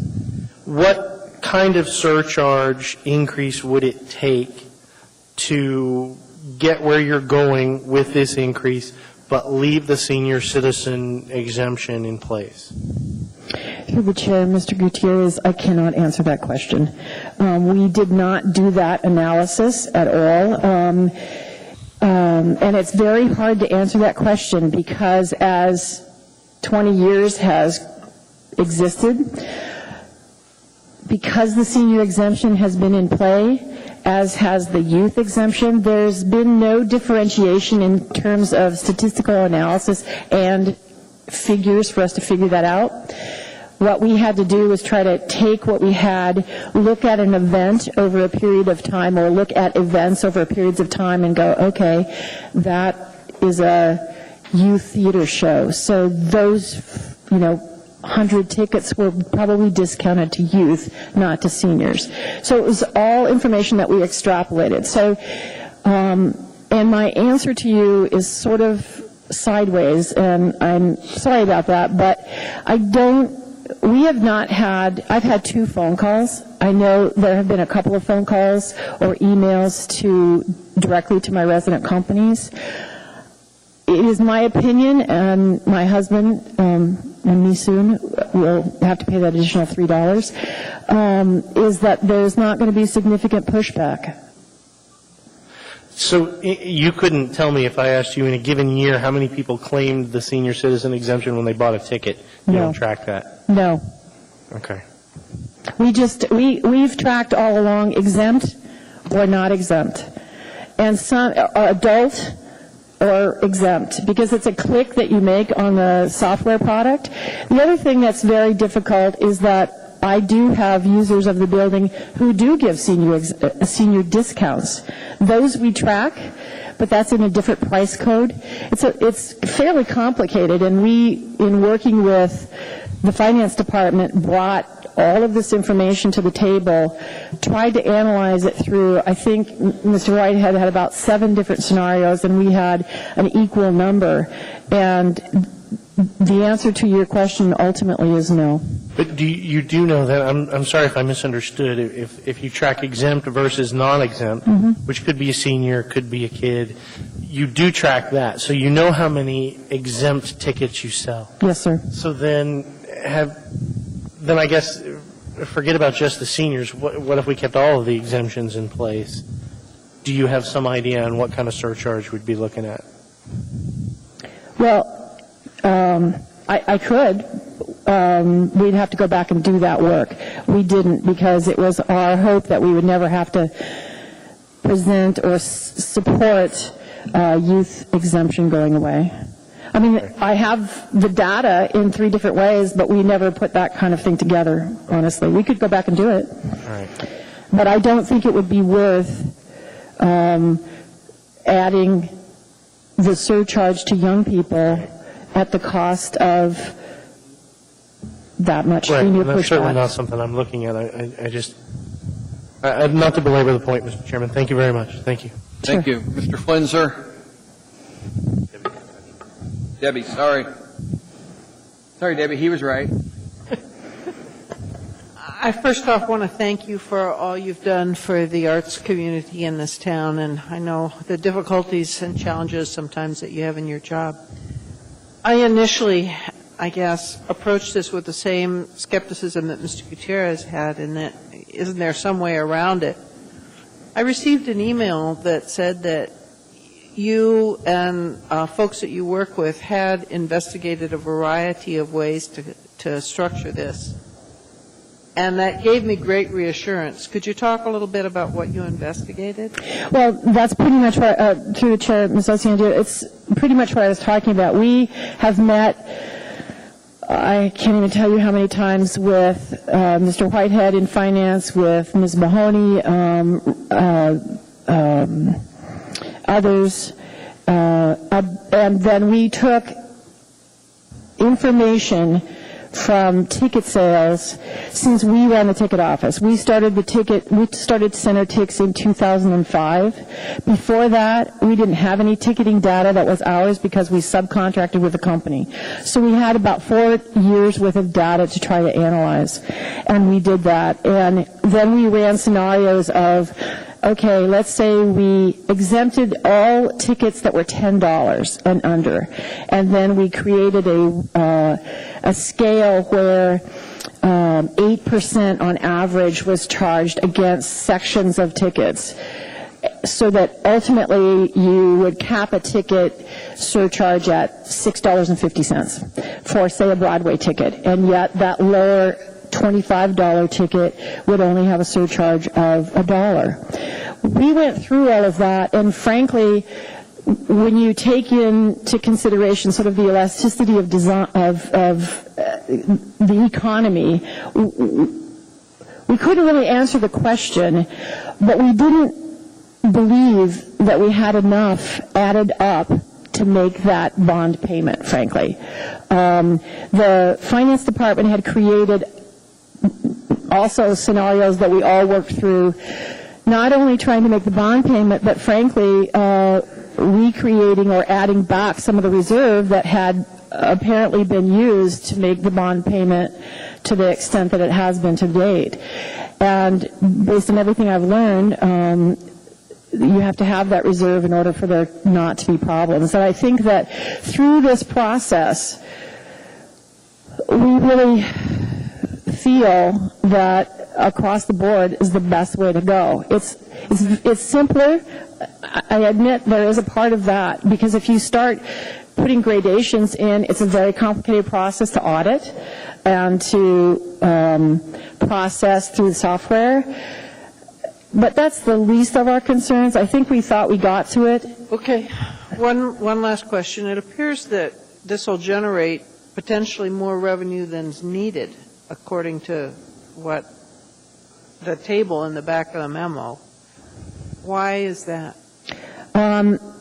I will answer to the best of my knowledge, and then I will ask Ms. Mahoney to answer the question, because the generation of the money is 100% to pay the bond payment and then to recreate or put back some of the reserve. And that's, to the extent I know, I think the bond payment is in excess of $341,000 a year.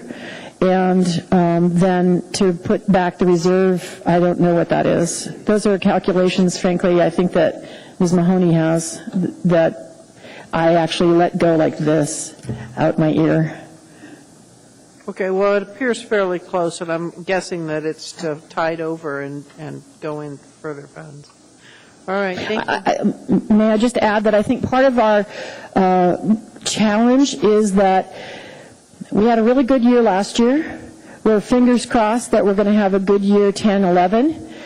And if something disastrous happened, we could have 2 really crappy years. And that reserve is, I think, to help stem that. Okay, thank you. Thank you. Mr. Flynn, sir. Thank you, Mr. Chairman. Nancy, thank you for coming down. Sure. Appreciate your hard work on this and your hard work every day.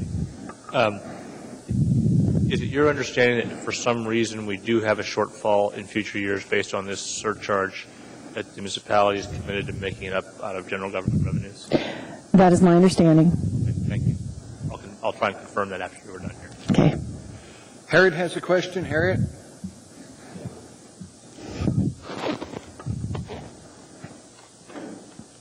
Harriet, you have a question for Nancy Harbour? Mr. Chairman, Mr. Horniman here. I do. Go ahead, sir. Through the chair, Ms. Harbour, did I hear a estimated time of payoff? I see on the back of the sheet there's a listing of 5-year mark and a 21-year mark. What's the length of the bond? Is it 21 years? I'm sorry, sir, I can't answer that question. I would have to leave that to Ms. Mahoney. Yes, it's a 20-year bond. Do you hear the answer to your question, Mr. Honeman? It's a 20-year bond. 20-year bond. Are we just into the year, the first year of the bond? 5 years into it. And then, Mr. Chairman, Ms. Harbour, or maybe through the administration, so that it's clear that the intent of the language that the surcharge of $3 or to include the seniors, so that we're very clear on this language, the intent from the Assembly is that at the payoff of this bond, when there's no further necessity to include seniors in a surcharge, that we can cease and desist, or we need to take up a new amendment or new language to cease that surcharge. Through the chair, Mr. Horniman, I'm sorry, I'm not sure I understand your question. Paul, was your question whether the bond can be terminated when the payments are done being made in 20 years, 15 years? Including the seniors in a surcharge, can we, will it, for the intent of the language, so that people know clearly what the intent of this Assembly is, in 15 years when the bond is paid off, can we then, will it just automatically terminate the surcharge for seniors and go back to prior to this ordinance, or will we need to redo the ordinance? I'm not sure I'm qualified to answer that question. Mr. Chairman, Ms. Mahoney. Mr. Mayor? Go ahead, Liz. Ms. Mahoney? In regard to the receipt of money from the surcharge, the first order would be to pay off the debt service. The second order would be to establish the reserve, okay, just in case there are years that we are unable to meet the debt service requirement. But additionally, in 1987, a construction loan was given to the Performing Arts Center to help pay for it. It was $1.8 million. A $1 surcharge was established at that time to pay off that debt. So what we are hoping here is as we continue to earn money in regard to a surcharge, that we would also be paying off $580,000, which is remaining on the $1.8 million debt that was incurred in 1987. Oh, I think that it can come back in front of the Assembly once those bonds are paid off, and I'm sure whoever's mayor at that time will bring it to the Assembly to reduce the fee down. Mr. Chairman. Thank you, Mr. Chairman. Yeah, to further explain, once the bond and the debt is paid off, there's no need for a surcharge on seniors or anyone at that stage. Any other questions? That was my question. That was exactly my intent, was that we just want me to spell it out, I think, so that people understand. We're not going to try to put a surcharge on in perpetuity. I don't think that's the intention. Harriet, do you have a question, Harriet? Yes, I do, Mr. Chair. For Ms. Harbour, is she still there? Yes, she is, ma'am. Thank you. Ms. Harbour, thank you very much for helping explain this. I'm curious to know what your thoughts are on the lineup of events coming to the Performing Arts Center this year, and in terms of their effect on the bottom line. Through the chair, Ms. Drummond, it's a very hard. I personally am thrilled at the activities that the resident companies and others have scheduled to come into the building for the 10-11 season. I do think it is, unpredictable, but frankly, I'll speak specifically of Mamma Mia, which is the opening Broadway show. It's probably one of the most requested shows. So I would be very surprised if it didn't do really well. I know that the Anchorage Symphony has got some amazing things planned for next year. So I just keep my fingers crossed that the lineup that will continue to expand between now and September will attract a lot of ticket buyers, and the surcharge will not negatively affect their buying. But it is guesswork. Anything else, Harriet? Thank you. I appreciate that, Ms. Harbour, especially that Mamma Mia is coming. I, for one, as a huge fan, I'm very excited about that, and even much more so than I was about Lion King. So I hope the community reacts to it the same way. Thanks. Thank you. Nancy, there are other questions. I remember when we had to redo that roof. Remember you and I crawling up on the ceiling? I do, sir. And there were places they had little X's marked at the wall. If you'd leaned on it, would have fallen through. So I remember we picked up those stainless steel shingles across downtown when we had a windstorm. Yes, sir, I do Thank you remember for that. managing that. You've done a great job over the years. Thank You're you welcome. very My pleasure. Mr. Chairman? Yes, sir. In recognition of that, I was pleased over the last Friday to give Ms. Harbour one of the Mayor's Arts Awards for her service to the community as the director of the Performing Arts Center, and it was well deserved. Thank you.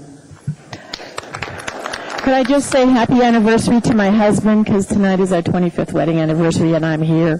Hurry home. Okay, ask unanimous consent. What? Oh, sorry. She's right. Anybody else wish to testify, please come forward. Thank you. You're good. Hearing and seeing no public hearings, I close. What's the wish of the body? Move to approve. Moved and seconded. Discussion, Mr. Flynn, sir. Thank you, Mr. Chairman. To the administration, I asked Ms. Harbour, her understanding was that if for some reason this new surcharge does not meet our debt obligations, is your commitment to her organization that we'll make that up out of general governmental revenue or some other source? No, I think we would evaluate at that time. I mean, there's always other mechanisms. What happened was when we certainly first engaged this issue, we discovered that when the revenue bond was first issued, it was for more than the amount that had been agreed upon with the Performing Arts Center, and so that the surcharge that was put into place was never going to be adequate enough to pay the actual revenue bond that was issued. So for the last half dozen years or so, they continually ate into the reserve fund instead of making the adjustment necessary to make the revenue bond pay for itself. It's our commitment to make sure that our revenue bonds do pay for themselves. And if it turns out somehow it doesn't, then we'll address it at that time. But I'd hate to make a commitment that we wouldn't seek other remedies first. Mr. Flynn, sir? I think there may be a misunderstanding, Mr. Mayor. Let me address that further, Mr. Flynn. There may be the possibility, for example, that we would seek a state grant or find some other means rather than saying general government is simply going to write a check and pay for it. So there's options out there, but the first option always is to make sure your revenue bonds pay their own way. That's essential to maintaining your bond ratings when you have a system that pays your revenue bonds out of revenue. Well, I recognize that there may be other sources to repay this debt. In fact, it would be great if we could get a state grant to cover some of this. However, we're asking the patrons to increase their contributions to maintain the municipal facility, which is managed by a private organization on our behalf, much less expensively than we could. I guess maybe we don't commit per se to general government revenues, but that we will not increase the surcharge further should there be some fiscal imbalance. I guess I'm a little troubled by your response, but maybe there's a way to come to the middle on that one. It's just as a decision that I wouldn't be able to unilaterally make today. There might be a new assembly with a different viewpoint. So it's real difficult to say maybe several years down the road how you would deal with a conceptual problem that doesn't exist now. We'll work on some intent language, perhaps. Thank you, Mr. Mayor. Thank you, Mr. Chairman. Mr. Gutierrez, sir. Thank you, Mr. Chairman. I'm still troubled by the increase with regard to senior citizens. I understand we need to increase the surcharge. I have no problem with that. As someone who is a frequent patron of this facility, I know that part of what I'm paying is going to help make it as good a facility as it can be. I have no objection to increasing the cost that I'm going to pay for a ticket to go see an event there. We talk a lot on this body, and a lot of members spend a lot of time and effort and energy talking about how small increases actually mean a lot to people. We're talking about, to me, a 50-cent increase in the price of my ticket to my elderly next-door neighbor who wants to go see the same shows, a $3 increase in the cost of her ticket. And I'm very troubled by that because many of the senior citizens that we're talking about are the people who can least afford that $3 increase while I'm eating a whole 50 cents. It strikes me as at best unfair. I know life's not fair. We can't make life fair for everyone. I'm just very troubled by this. As long as the increase to senior citizens is in the document, I am not going to support it. I'm not going to propose amending it out because I don't see the support for that on the body. But just wanted to put that on the record. Thank you, Mr. Chairman. Thank you, sir. Ms. Gray Jackson. Thank you, Mr. Chairman. As I said a few days ago, I would rather see the rest of us with an increase more than $3 than see our seniors have to pay the surcharge. I think it's very appropriate that our youth don't have to pay it, and I think it's very appropriate that our seniors don't have to pay it because, I mean, being able to go and see a show and not have an extra cost tacked on contributes to the quality of life for both our youth and our seniors and the rest of us. We got a couple of emails from seniors, at least I did, just a couple, who were concerned about the surcharge, and then I talked to a few others who weren't that concerned about the surcharge. Personally, I believe that there are seniors out there who can probably afford it, but that's not the issue. But I also know that there are seniors out there who simply can't afford it. And it could possibly and probably will be a turnoff for a senior who's planning on going to see The Lion King for whatever the cost is, and then when they find out that, well, there's another $3, they reluctantly change their minds. I was told that if we did not charge the seniors the surcharge, that it would probably cost the rest of us an additional 50 to 75 cents. That's what I was told. And if that is the case, and I know we really can't predict how much money we're going to bring in, but if we want to use a crystal ball and think that, okay, we don't charge the seniors anything, but we charge the rest of us another 50 to 75 cents. I would prefer to see that. With that said, I'm going to probably not be voting on this as long as the senior surcharge is included in the ordinance. Thank you, Mr. Chairman. Thank you. Mr. Flynn, sir? Thank you, Mr. Chairman. I'd like to move an amendment. It would read as follows on page 2, line 7, insert the following. It is the intent of the Assembly that this surcharge shall not be further increased to pay existing debts. And renumber following sections, or the following section. It's moved and seconded. Discussion on that item? Mr. Birch, any discussion on that amendment? Well, I guess I don't support making a categorical, all-encompassing statement that would never need to be increased. I think what we have in front of us is an effort to enable the city to meet its financial obligations, as pointed out earlier, but on a revenue bond basis. And I mean, it seems to me that we need to allow the flexibility to charge what's necessary to support the work that's already been affected. Thank you. If I may, Mr. Chairman. Thank you, sir. And thank you, Mr. Birch. I appreciate those comments. That's part of the reason I phrase it as an intent statement as opposed to a codified statement, and further that address only the existing debt. So if there's further needs for capital improvements that need to be financed, a different surcharge could be contemplated. But I think my understanding of the discussions between the administration and the user groups was the user groups came away with the belief that this would be the last increase to the surcharge that would be necessary for these debts. I believe that's the understanding. That's what I asked Ms. Harbour. That's what I believe she affirmed to me.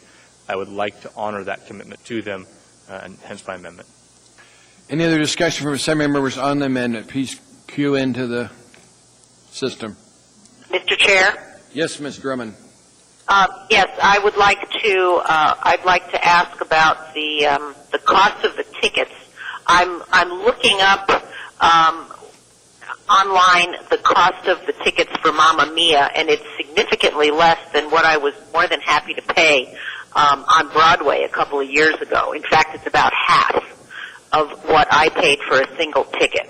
I'm wondering if the prices that are charged by, for example, the Anchorage Concert Association in this case, are reasonable for the quality of production that we're getting. Harriet, we're dealing right now just with Mr. Flynn's amendment. Mr. Flynn, can you reiterate your amendment for the two that are on the box? Thank you, Mr. Chairman. Just to repeat, on page 2, line 7, insert new section 3, it is the intent of the Assembly that this surcharge shall not be further increased to pay existing debts, and then renumber the following section. Okay, thank you. I'll hold my comment till later. Thank you, ma'am. Anything else? Paul, anything from you on Mr. Flynn's amendment? No, I agree with the amendment. Okay, thank you. Madam Clerk, you want to conduct a vote on this? Because there's going to be some... Mr. Chairman?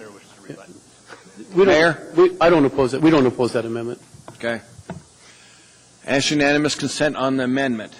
Is there any objection? No objection. No objection. Any objection from the body here? Seeing none, the document in front of it has been amended with Mr. Flynn's amendment. The clerk needs it, sir. I wrote it down. Good. Now, we have still in front of us item 14F. Any discussion on the document in front of us as amended? Mr. Chairman, Mr. Holman with a comment. Go ahead. Now, I've been wrestling over this. I also received some correspondence from some seniors in the district, and they're urging me not to support it. In fact, in one call I had, one lady was urging that I would consider specifically school children who tour the PAC and observe productions and plays. And while I'm really reluctant in that regard, I think it's important that our youth get exposed to the arts. This is one area that is, the arts are one area that is heavily subsidized and always has been by government. And it's just a fact, it's a reality.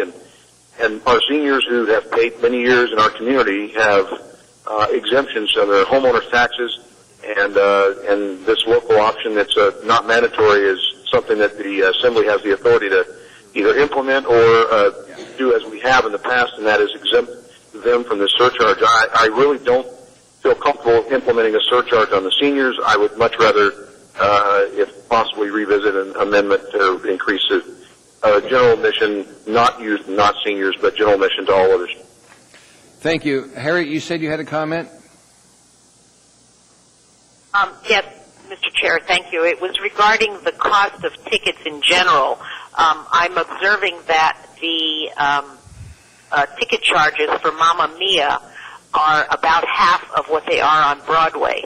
I don't think that's a good level for Anchorage to be, considering the quality of our facility, which is what this is all about. This is about maintaining the quality of our facility by, keeping the roof intact and keeping it from destroying the structure through leaks and so on.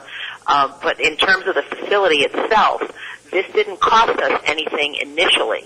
We are paying for maintenance way less than it would have cost us to build this world-class facility.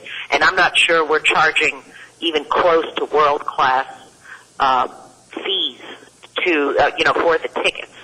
So that's my concern. And I'm also still struggling with whether I can support this increase on seniors. I'm not clear on whether this includes an increase for students. If someone could clarify that for me, it's hard to be doing this from a distance. I know. The mayor says it does not. Okay, thank you. Thank you. Ms. Osiander, before we vote, ma'am? I just want to urge the members of this body to have respect for Ms. Harbour and the work she's done. I believe that no one knows or cares more about the center than she does. She pled with us for simplicity. She said that she looked at a variety of options. I don't think it's a good use for our time to spend time second-guessing her and figuring out, no, she should have charged more for this show, or no, she should have structured it differently. Let's trust her. She does a good job. I'm going to support it. I don't like to, but I think it's necessary. Ms. Gray Jackson? Thank you, Mr. Chairman. Thank you for your comments, Ms. Osiander.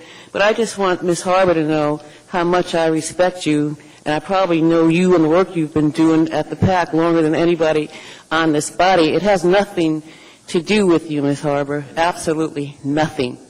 Thank you, Mr. Chairman. Thank you. There's no one else in the queue. Madam Clerk, before we do the vote, I just want to tell Nancy, like I said, I remember when you and I were in the theater, and up on the rafters you had 55-gallon drums full of water from the water leaking in from that roof.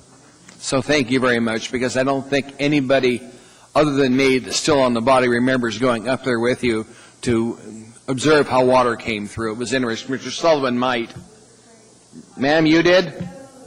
Okay. You were there when we almost went through, weren't you? I was with you too, Mr. Chairman, when I was staff at the time. Well, I think those of us that were there understand how bad that roof was. And whether we like it or not, it's just the cost of maintaining. I think it's a world-class theater. It's great. I went to see The Wizard, and that was wonderful. Thank you very much. I look forward to seeing Mamma Mia. Please conduct the vote, Madam Clerk. Ms. Osiander? Mr. Gutierrez? No. Mr. Honeman? No. Mr. Hall? Yes. Mr. Starr? Yes. Mr. Flynn? To echo Ms. Harbour, a reluctant yes. Mr. Kennedy? Yes. Ms. Johnston? Yes. Ms. Gray Jackson? No. Mr. Birch? Yes. Ms. Drummond? No. Oops. Does that make you track of the pass? Clerk tells me that item passed. We're now going to take our dinner break. We should be gone about 20 minutes and back.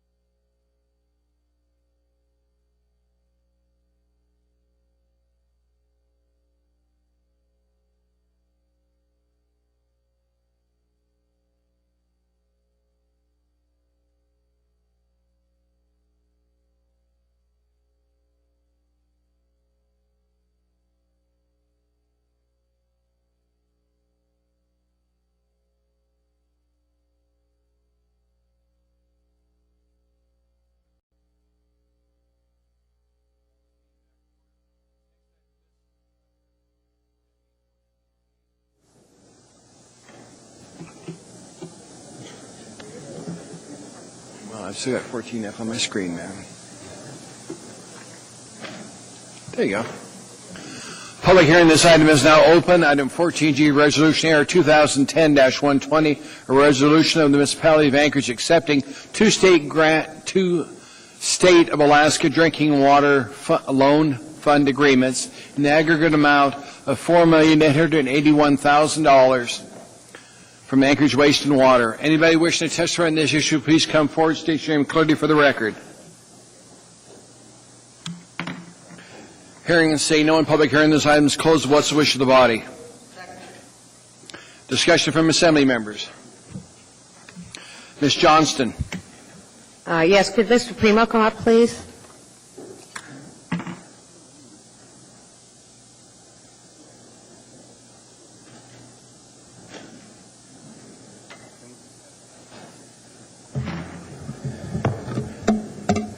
Thank you. We spoke about this earlier, and I just wanted, for clarification for the Golden View area, this one is, the purpose for this tank is? Through the chair, Ms. Johnston, the tank that we're referring to that's part of this loan package is for a 1 million gallon tank that's under construction right now, adjacent to the Golden View tank up on the hill. The main purpose for that is twofold. A few years ago in 2005, we identified that in the future, we're going to have about a 2 million gallon shortfall of water supply in the whole area of southeast Anchorage. Additionally, we only have one tank serving it now on top of the hill. That tank does need some major repair and repainting and recoating on the inside. When we drop that tank for repairing and recoating, we will lose all fire flow for that area of town. So knowing that we need some extra storage in the future, and knowing we have to drop that tank on top of the hill for repair purposes, this 1 million gallon tank that's under construction right now will provide that secondary or redundancy supply that's needed during that period of time. And this isn't anything as far as having any higher density further down Golden View? This is based upon current approved land use plans. Okay, thank you. Is there anybody else who has questions or comments on this matter? Is there any objection to item 14G? Seeing and hearing none, that item is approved. That brings us to item 14H, Assembly Resolution number 2010-121, a resolution of the Municipality of Anchorage, Alaska, accepting a State of Alaska Clean Water Fund loan agreement for the Wonder Park Sewer Upgrade Project in the amount of $200,000. Public hearing on this item is now open. If you wish to speak to us, come down and talk to Chairman Trainee.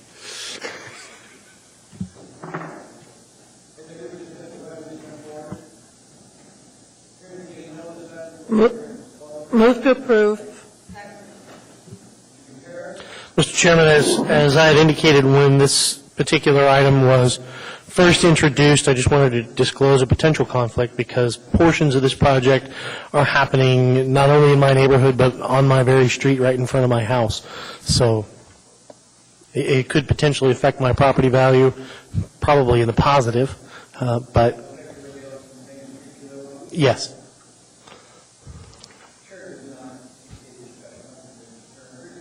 Forward. Just an abundance of caution. All of us, no matter where we live. Thank you, Mr. Chairman. Please vote on the issue. What? Is there any objection? Seeing no objection, please vote on the issue, sir. Any other discussion? Ask unanimous consent. And get Harriet and Paul on there. Harriet?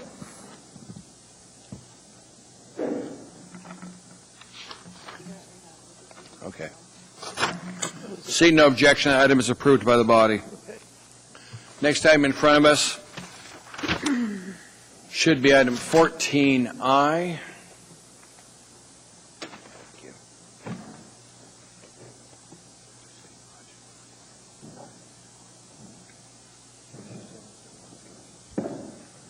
Harriet? Paul? Next item in front of us is item 14I, Resolution AR 2010-122, a resolution of the Municipality of Anchorage appropriating $6,393,690 Waive from reading. Alaska. Thank you very much. Public hearing on this item is now open. Anybody wishing to testify, please come forward.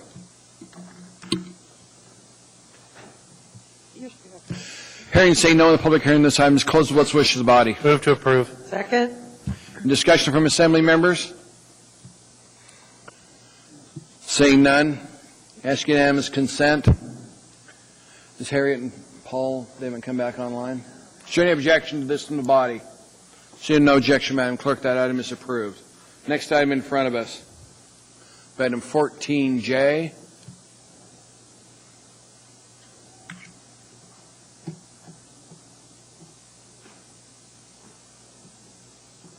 Resolution AR 2010-132, a resolution appropriating $1,246,712 from Alaska Housing Finance Corporation. Thank you. And this is for American Recovery and Reinvestment Act. It's for weatherization assistance. Public hearing on this item is now open. Anybody wishing to testify, come forward and state your name clearly for the clerk. Hearing and say no in the public hearing, this item is closed. What's the wish of the body? Move to approve. It's been moved by Ms. Osiander, second by Ms. Johnston. Any discussion from assembly members? Seeing no discussion from assembly members, is there any objection to approval of this item by the body? Seeing no objection, the item is approved. Okay. We're going to take a quick break. If you'll stay here, they're trying to get the two of them back online.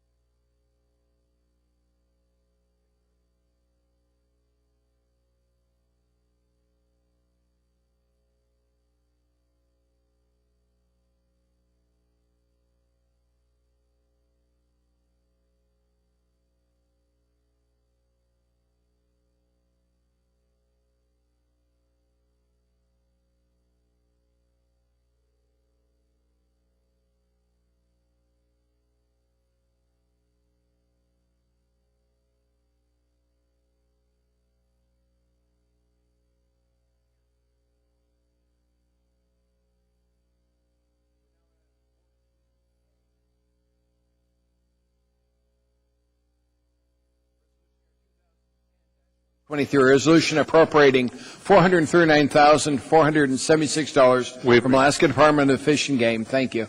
This is for the Sustainable Salmon Fund. Anybody wishing to testify on this item, please come forward. State your name clearly for the record. Hearing and saying no in the public hearing, this item is closed. What's the wish of the body? Move to approve. Second. That was moved by Jennifer Johnston and Debbie Osander. Any comments from assembly members? Seeing no comments, please ask unanimous consent. Is there any objection to that item? Harriet and Paul, get them online. Yes. Harriet, Paul? Yes. Did you hear from Paul? Yes. Okay. That item was approved unanimously. Next item will be 14L. 14L is Resolution AR 2010-124, a resolution of the Municipality of Anchorage accepting State of Alaska Clean Water Fund loan agreement for the Anchorage Regional Landfill cell construction in the amount of $6,037,500. This is coming from Solid Waste Services. Anybody wishing to testify on this item, please come forward. State your name clearly for the record. See no one coming forward. This item is closed. What's the wish of the body? Move to approve. Any discussion from assembly members? Seeing no comments, ask unanimous consent. Is there any objection? Get Paul in. Yes, for Holman. No objection. Harriet? No objection. Thank you, ma'am. The item is approved unanimously.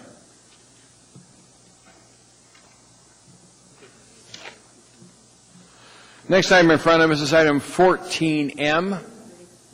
Resolution AR 2010-125, a resolution of the Municipality of Anchorage, Alaska, accepting State of Alaska Clean Water Fund loan agreement for landfill equipment replacement in the amount of $753,500. Comes forward from Solid Waste Services. Public hearing on this item is now open. Anybody wishing to testify, please come forward. State your name clearly for the clerk. Seeing and hearing no one, this item is closed. What's the wish of the body? Move to approve. So, Ms. Oceana and Ms. Johnston, any assembly comments? See no one queuing in. Please ask unanimous consent. So is there any objection? No objection. Okay, no objection from them. Item is approved unanimously. Next item in front of us is item 14N.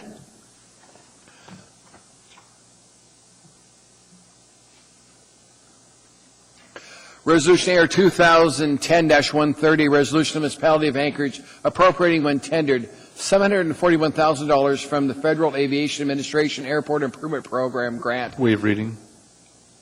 Okay, and $19,000 from State of Alaska Department of Transportation and Public Facilities. Public hearing on this item is now open. Anybody wishing to testify, please come forward. State your name clearly for the clerk. Hearing and saying no, the public hearing on this item is closed. What's the wish of the body? Move to approve. Moved and seconded by Ms. Johnston and Mr. Gutierrez. Any comments from assembly members? Seeing no comments, is there any objection to approval of this item? No objection. No objection. Madam Clerk, please indicate that was unanimous consent. Thank you. Next item in front of us, let's see if it moves that fast. Item 14O, Resolution AR 2010-133, a resolution of the Municipality of Anchorage appropriating $138,600 from fees collected from the sale of... Thank you. Public hearing on this item is now open. Anybody wishing to testify, please come forward. State your name clearly for the clerk. Hearing and saying no, and the public hearing on this item is closed. What's the wish of the body? Move to approve. It's been moved by Ms. Osiander and Ms. Gray Jackson. Any comments from assembly members? Seeing none, ask unanimous consent. No objection. No objection seen here either. That was approved, Madam Clerk. Thank you. Next item in front of us is item 14P.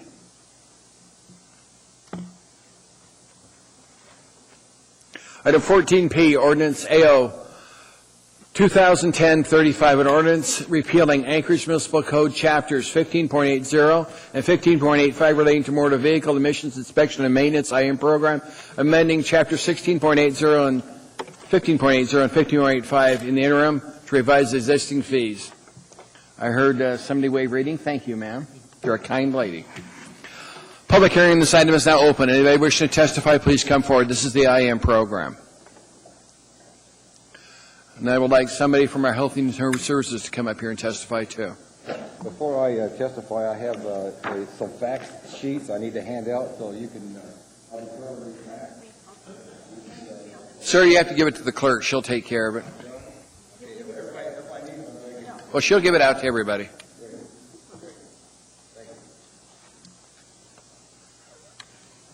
Those are the fact sheets I got, and let me sit up here a little bit.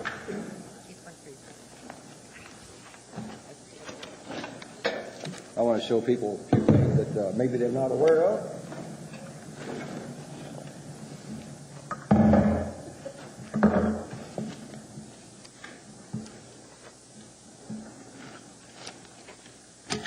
Okay, everybody got their sheet? Okay, my name is Richard Klein. Okay, I've been in Alaska 46 years. I've owned Klein's store for 25 years. I've been an IM mechanic for those 25 years. Before I purchased the service station, I spent 20 years as a mechanic and shop supervisor for 2 maintenance repair shops for the federal government, for a total of 45 years in the vehicle repair business. Okay, as some of you believe, the IM program did its job. I use the word did. I'm here to tell you through my mechanical experience that the IM program is doing its job. It's doing its job. Let me explain the different ways how the IM program is doing more than just bringing the air quality standards into compliance.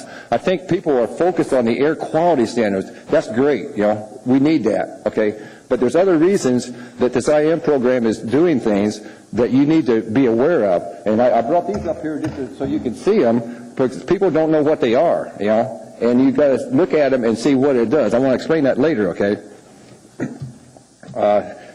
One of the first things we can do is the IM program, it keeps the junk off the road, okay? That's one of the things it does.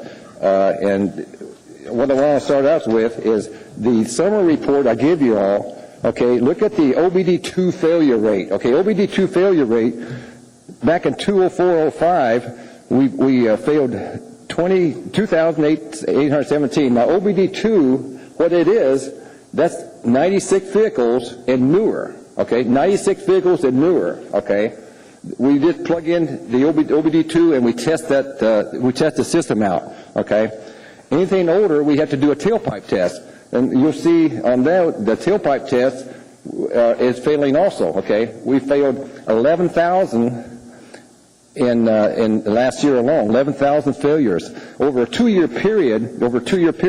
23,000 vehicles failed. OBD2. And the older vehicles. That's a considerable amount of vehicles failing. And that's almost 11%, okay? So you need to look at those figures there. Those figures I pulled from the municipality, okay? So those are correct figures. Those figures came, and so you'll have to, digest those. Okay, let's go back to the impound. The impound figure, to keep the junk off the road.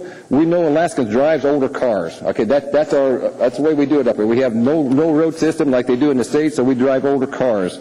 And what happens when the IM test is stopped and people living in Anchorage and go to these impound auctions and buy these type of vehicles? Look at your sheet there and see all these impound auctions are selling these cars. There's hundreds of cars being sold weekly, bi-weekly. And why are they being sold?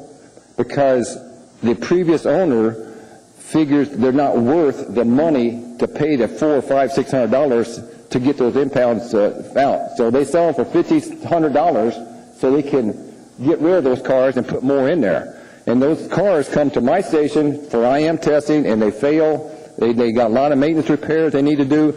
And if this IM program stops, what's going to happen is those cars are going to be back on the road. I started doing IMs in 1985. We had a problem. It was a big problem because we had junk on the road. We had all kinds of problems. And so we need to keep the IM program for that reason. One of the, let me get my orders here. I called up Napa, one parts store. I said, how many catalytic converters did you sell in 1 year? 390 catalytic converters from one store in 1 year. And if you go citywide and ask all the CarQuest and all these other parts stores, you'll be amazed how many. And why are people buying catalytic converters? So they can pass the IM test, right? If they didn't have to pass the IM test, why would they buy a catalytic converter? Because it would look like this. Can you see that up there? It looks like a hole right there. This is out of a 1995 Chevy truck that was a great shape, run real good, wouldn't pass the IM test, okay? What it should look like, it should have a cone in it. It should have a honeycomb in there, okay? It should have something in there to burn the fuel. What does a catalytic converter do? It burns fuel, right? If the engine goes in, if the fuel goes into the converter, it's like a furnace, so it burns the fuel. And if it looks like it doesn't burn any fuel. It just passes right through. So that creates more emissions. One of the things that people say is the cost. The cost is too expensive to do this. Well, I did some checking, and some of the politicians used a figure of $8 million they're going to save the motoring public. And I checked into that. You know where that $8 million came from? They took the $18 and the cost of the IM, and then they added in, get this, they added in the repair cost. I said, why would you add in the repair cost? That needed to be done anyway, right? So now they inflated the figure to $8 million that they're going to save the motoring public. Well, that's not true. That's not true. $60 every 2 years for an IM tech. break that down to $30 a year. We'll break that down to $2.50 a month. Now, who can't afford $2.50 a month?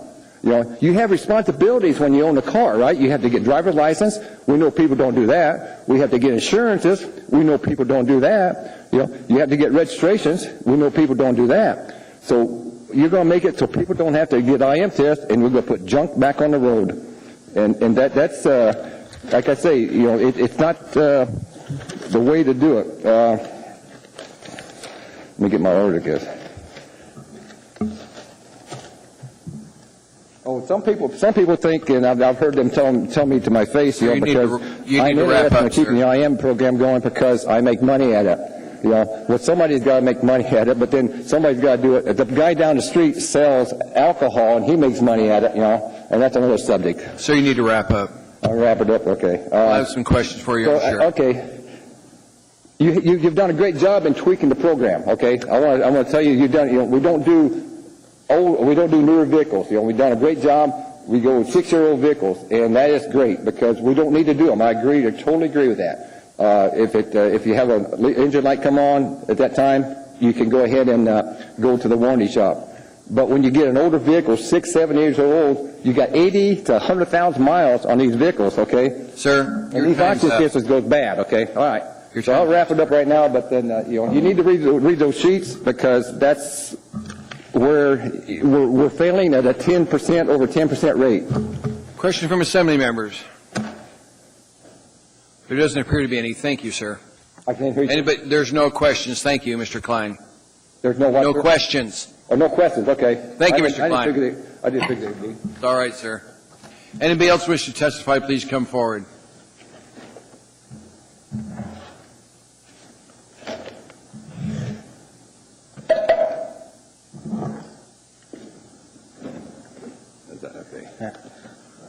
This will be very short. My name's Dave Morgan. I'm the chair of the Health and Social Services Commission.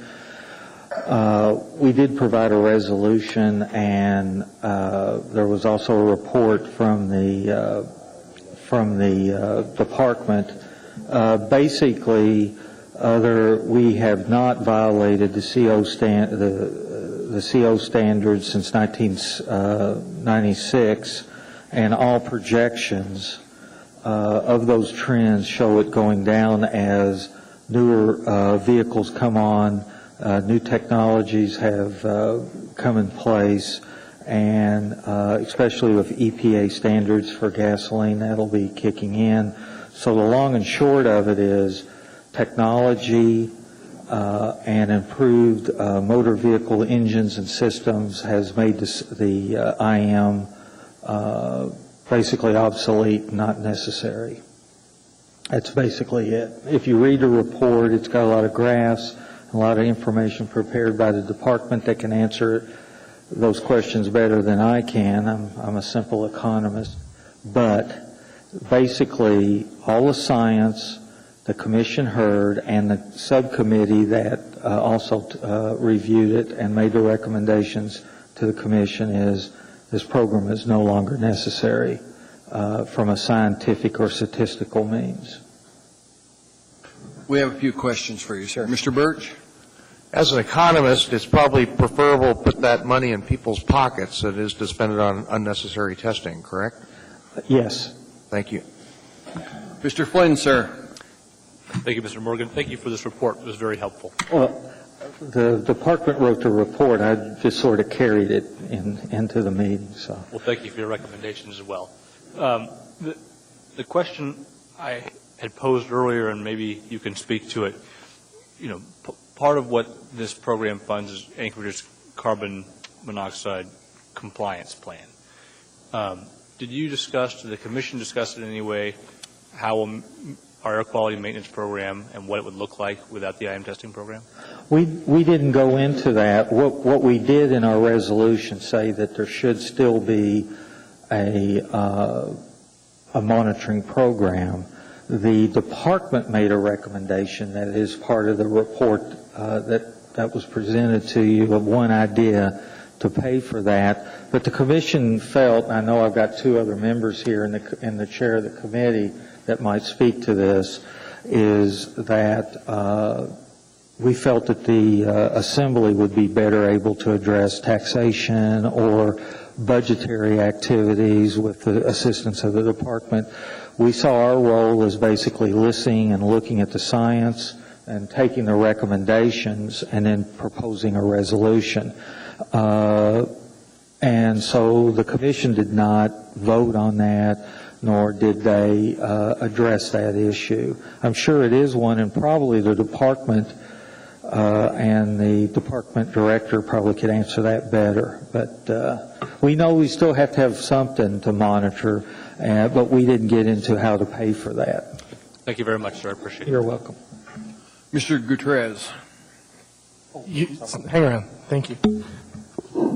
You just a question just formed in my mind. So the science that you looked at says the program is obsolete. That we no longer need to check these cars. What I take that to mean then is, even with all the vehicles that we know are failing, if we didn't force them to fix the vehicles, we still would not violate CO2 standards. Right. Then why do we need to have any kind of monitoring? Well, there are other pollution. There is a possibility of other types of pollution activity that could happen in the municipality. And if you look at our resolution, we say we should still monitor and do air quality testing, and that's not necessarily limited to CO testing. There could be other things that we may not know about now, I think, but probably ought to ask one of the environmental engineers or somebody from the department. If you need, I can do the marginal utility and the cost of money, but not the physics and chemistry of pollution. All right. Fair enough. Thank you, Mr. Chairman. Thank you. There are no other questions. Thank you, sir. Anybody else wishing to testify, please come forward. My name is Pauline Potter, and I'm on the Health and Human Services Commission and on the IM board itself. And we did extensive studying on the past information that they've had. We've talked to the people that worked on the program. One gentleman said, like this is going to take away my income, but the IM testing is not necessary. I'm a heart patient. I talked to my cardiologist. He said it's not, he doesn't see any reason that it's necessary, that the standards now on the automobiles are good. I myself was behind a motorhome the other day that was spewing black smoke like crazy. I think I could call somebody and say, hey, this license number needs to be checked or something needs to be done. And I think the Assembly could have somebody in place, or they maybe already have. And it's like reporting potholes, report an offender. But as far as the Commission goes, we think the IM testing should be done away with. Thank you, ma'am. Any questions from Assembly members? Not saying any. Thank you. Appreciate your work. Anybody else wishing to testify, please come forward. Hello, sir. Yeah, hello. My name is Rasim Kadriou. I own our repair shop for the past 20 years. I've been IM certified for the same amount of time. I don't have the percentage and the numbers that they're talking about. What I have is I have the cars every day that I see. And my concern is not just the air itself, but also the customers itself, because most people have no idea where the oil dipstick is. And I can guarantee you one thing, that 50% of the cars that come into my shop are low in coolant or antifreeze or transmission fluid. And if it's not for the IM program, those cars will be on the road, and a month from now, this engine will be seized or blown head gasket. If you eliminate the IM program, you might save the customer $50 today, but you're going to cost them, I can guarantee you, $4,000 down the road. And it's like little children. They might love you today for giving them candy, but they'll hate you tomorrow for doing it. I have a couple examples without going into details. 1992 Mercedes 300E, beautiful car, came to my station only 2 days ago, and for IM test. For one thing, it was 2 quarts low in oil. The guy is a dealer. He has sold the car, used car dealer. He sold the car to another guy. He needed IM test because it's recommended right now. They have to. Now, the car did fail the test. and it was running like 6%, 6.5% CO. Now, he authorized the work, the job was done, it was $322.95 cost the customer. After that, the car was pouring 0 CO. Now, it's a win-win situation. The customer, I'm sure he made money. The car dealer, he made money. The customer who sold it to, he's happy because he doesn't have to spend that money. I made a living off of that. And all of us tomorrow, we're going to pass by that car, we're all going to breathe clean air. You're not necessarily going to see black smoke in all the cars. Sometimes that CO is invisible. You cannot smell it. You cannot see it. But I urge you all not to eliminate, because the only way it works and it's clean air is because we have a program that enforces it. Otherwise, the people will just leave the cars running to the ground. Nobody will maintain them anything. Nobody will change the oil. I can guarantee you that. Thank you for your attention. Thank you. There are no questions, sir. Thank you very much. Thank you. Anybody else wishing to testify, please come forward. Mr. Chairperson, members of the Assembly, my name is Sam Racina. I think it's a privilege to come here and speak to you today. I know the little beep means my 3 minutes are up. I'll do my very best. I've consolidated everything here. I don't have any stories to tell. Just take a deep breath, sir. It's easier. For starters, this program has already been analyzed, and there was a decision made to keep it in place with some modifications. This all just took place at the beginning of this year in January, and now it's trying to be reversed already. The previous administration assigned a task force that did research and recommended that the program not be discontinued, and stated that the IM program is the single best method to reduce emissions. That task force also commissioned a survey group that surveyed the Anchorage residents, and they found that 74% of the Anchorage residents believe that the program is worthwhile and should be kept in place. On that note, I'd like to urge the Assembly that they respect the majority of the residents that are in favor of keeping that in place. This is all documented on the Muni's website. I have a link if anybody's interested in the future. Many of the comments that we're getting from the naysayers to terminate the program are unsubstantiated. There's comments about it's a waste of money or it's exhausted itself. There's no documentation behind any of those comments. I believe that air quality in Anchorage is one of its biggest assets, and we can continue to meet the current standard. But we can... without the program, the air will not be as clean as it could be. The statistics are about 10 to 15% more pollution will be in the air without the IM program. So we will meet the standards, but the air is not going to be as good as we could have with the program. So it's on that I urge the Assembly to do what's best for the city. My next page. One of the comments is that it's unnecessary because the new vehicles don't pollute as much. That's true. Many of the new vehicles do not pass, though. The mayor was quoted in the paper saying that the vast majority of vehicles pass without a hitch. Well, we've seen the numbers that you have on the sheet there. There's over 11,000 vehicles a year that don't pass the test. So there is some false information being presented to everybody there. Many of the vehicles that do pass on that list only pass after they've been repaired. So it's kind of a skewed error there, too. And any of you that have ever seen your check engine light pop on while you're driving down the road, that's a vehicle that is producing emissions that exceed the standards designed by the vehicle's manufacturer. I also feel that this program is a win-win scenario for the consumers for two reasons. One, people don't realize that when you buy a used car, the used car lots are required to certify your vehicle that it will pass emissions before they can sell it. That means the vehicle's been repaired before it's sold to the public. If this program goes away, people are going to be sold vehicles that are in a state of disrepair.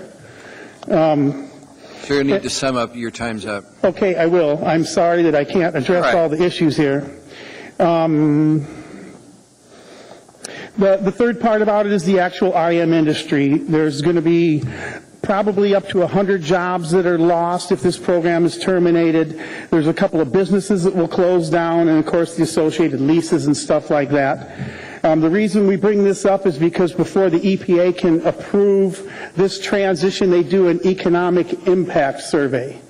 And, this is good for the city in the fact that, you guys get income from the taxes, and it also creates jobs. And without it, you're going to lose income, and you're going to lose jobs.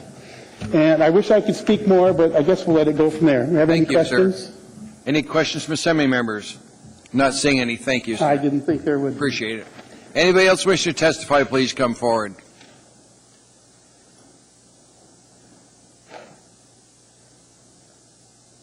Good evening, sir. Good evening. My name is David Wade, W-A-D-E, and I'm grateful to have this opportunity tonight to address this obsolete program, and I'm hoping this will be the last time I ever have to scan the agenda for this item. I understand that the shops have invested a lot of money, but hey, I invested in GM stocks. Sometimes you win, sometimes you lose. I hear 70%, I just heard up here, 70% of the people of the city favor this program.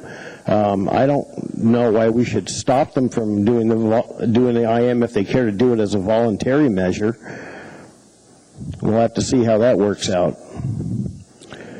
And this $250 a month I'm hearing, well, that's $60 every time I have to register the vehicle. And it's a real nuisance if I happen to be out of town when the vehicle needs to be registered. I can mail in my payment, but I can't mail in my IM test. And if that's $60 a month, or $60 every 2 years, well, we can still go down to Klein's Tesoro and reinvest there in a tank of gas.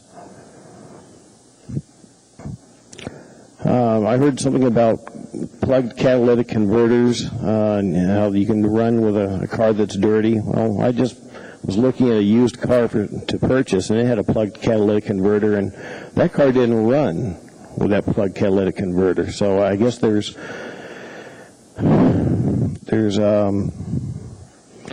just because you have a plugged catalytic converter doesn't mean you're driving dirty. Sometimes you're just not driving.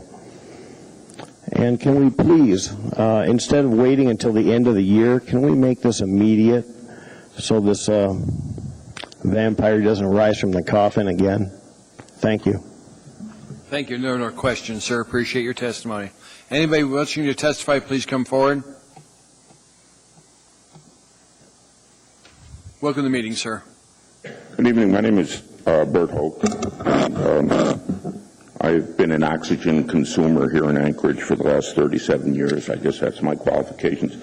I think that this IM is its time is up, and there's been an argument. Somebody was just saying there'll be 100 jobs lost, and there'll be businesses closed down. IM creates jobs. 100 some odd years ago, our federal government standardized things across the country. One of the things they standardized was the gauge of our railroads. And the women, the wives, the daughters, the mothers of the roundhouse workers outside of Erie, Pennsylvania, went out in the middle of the night and ripped up the tracks because their menfolk were going to be out of work. It didn't work. We did standardize. This law here has outlived its purpose. We have had catalytic converters mandated by the federal government since 1970, I believe about 1978. That takes care of virtually all of the emissions that are toxic. It burns them up, it destroys them. So this thing is out of date to begin with. What they're going on here, 11,000 vehicles a year don't pass the IM, but it doesn't really say why they don't pass the IM. If your little light goes on, it's an automatic failure. I've been through it. And if you take a little piece of black tape and put it over that light, you don't see it anymore. But that still won't get you past the IM. But my point is the IM does not necessarily mean you're going to have cleaner air. The catalytic converter delivers cleaner air. They've been throwing out statistics here. 78% of the citizens, because of some survey that was done, 78% feel that the program is worthwhile. I don't know where they found those 78. Majority are in favor. I don't know. 10 to 15% more polluted air. I don't know where that comes from. McGill University recently had a study that 87.4% of all statistics are made up on the spot. So I don't know where these statistics come from, but maybe they're made up on the spot as well. In fact, I just made up that thing about McGill University. But my whole point is the IM, it's over with, let's face it. And the federal standards are getting stiffer and stiffer so far as mileage goes. And $60 every 2 years, hey, I could use it. I could use it. So, and if it puts some people out of work for the city, our biggest problem with air pollution right now is dust. You want to control the dust in the air. Do something about the leaf blowers cleaning parking lots. That's crazy. Gang mowers, that's a big ride-on lawn mowers, kicking up, the grass isn't growing. Why are they out there? And it's city vehicles, city machines are doing some of this as well.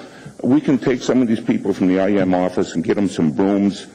I have an IM test that's due on one of my vehicles now. I'll take half of that, $30. I'll buy a broom and bring it down to City Hall, and let's find something productive for these people to do instead of just shuffling papers on a needless law.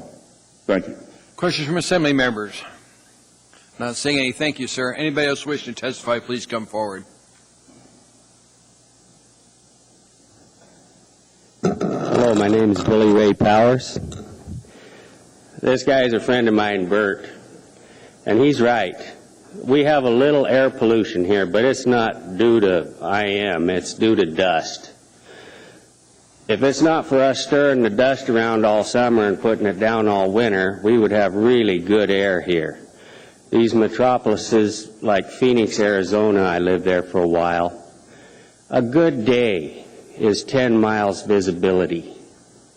Here, we see McKinley easily, 150 miles.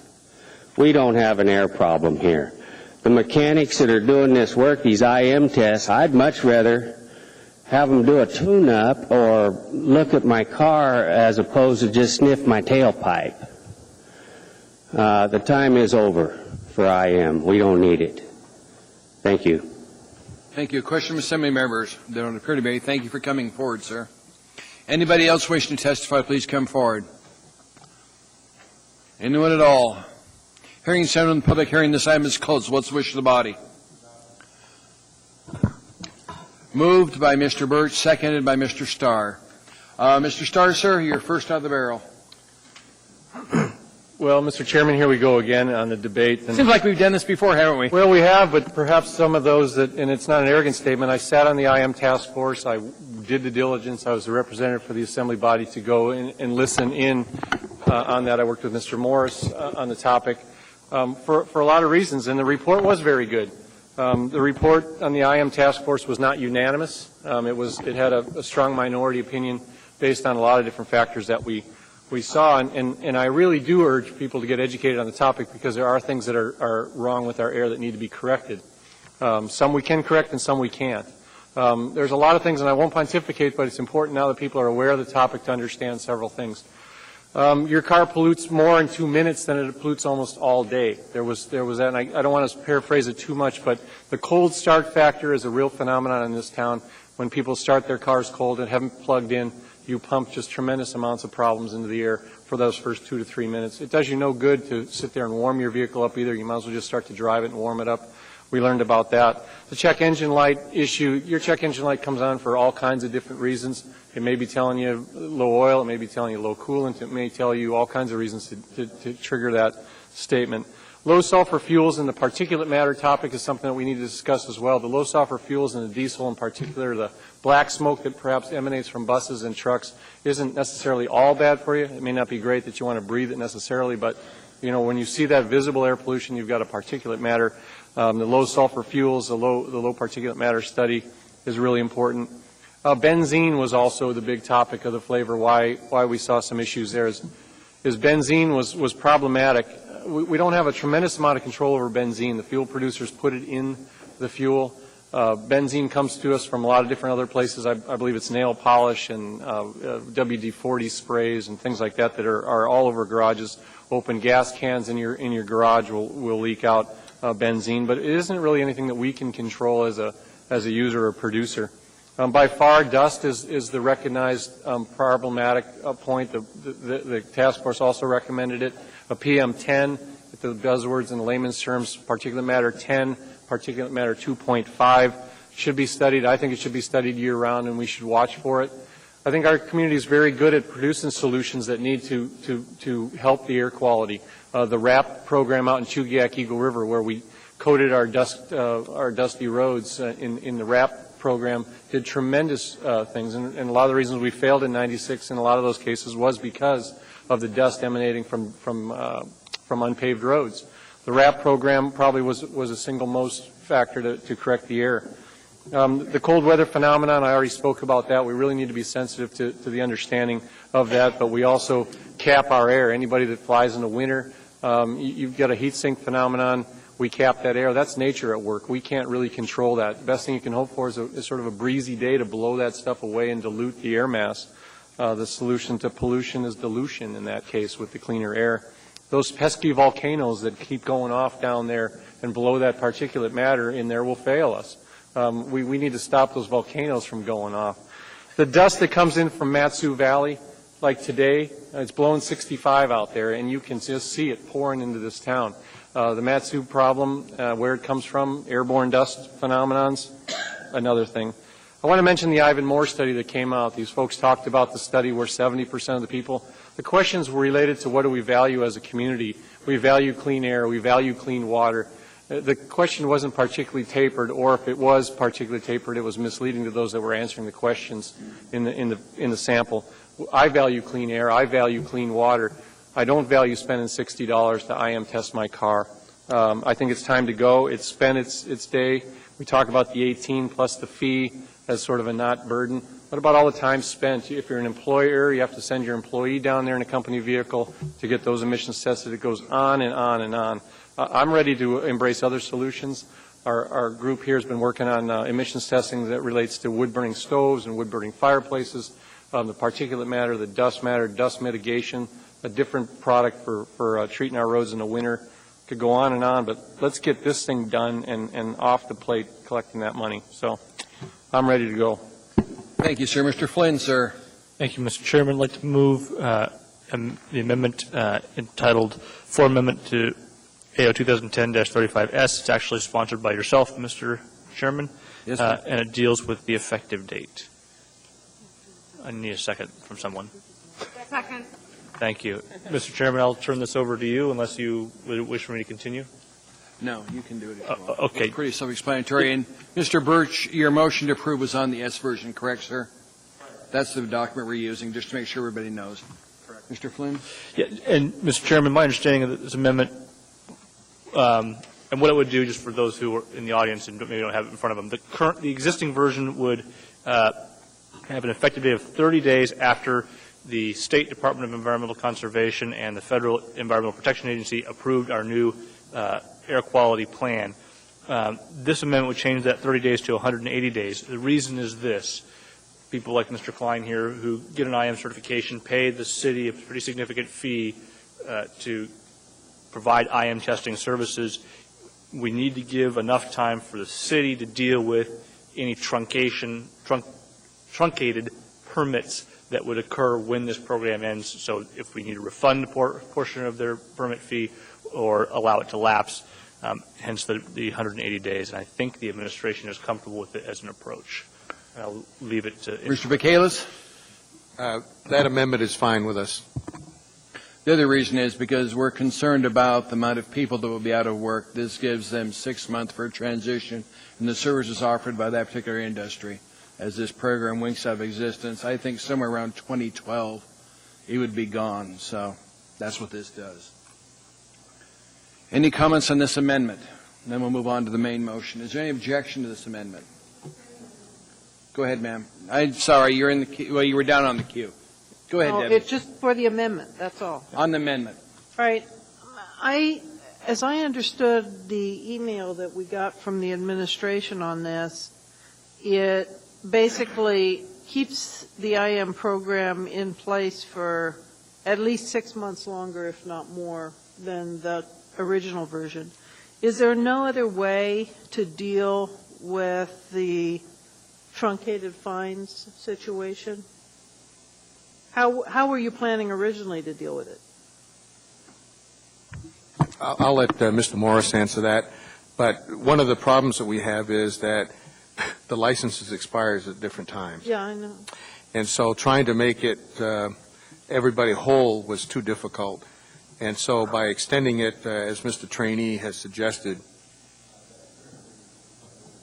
George, you're off the microphone. I'm sorry.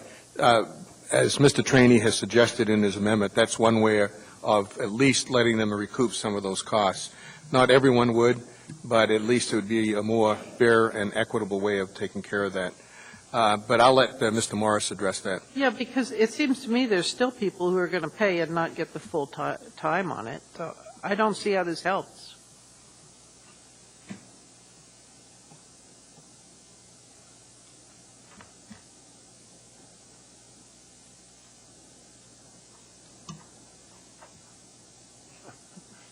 Well, I guess I can't speak for the administration. The EPA will, the idea is for the, after the EPA signs off on the air quality plan, there'll be a 180-day period where, as I understand it from Mr. Trainee, that we give an opportunity for the IM industry and municipal employees to find other work and transition into, is that how I understand the intent?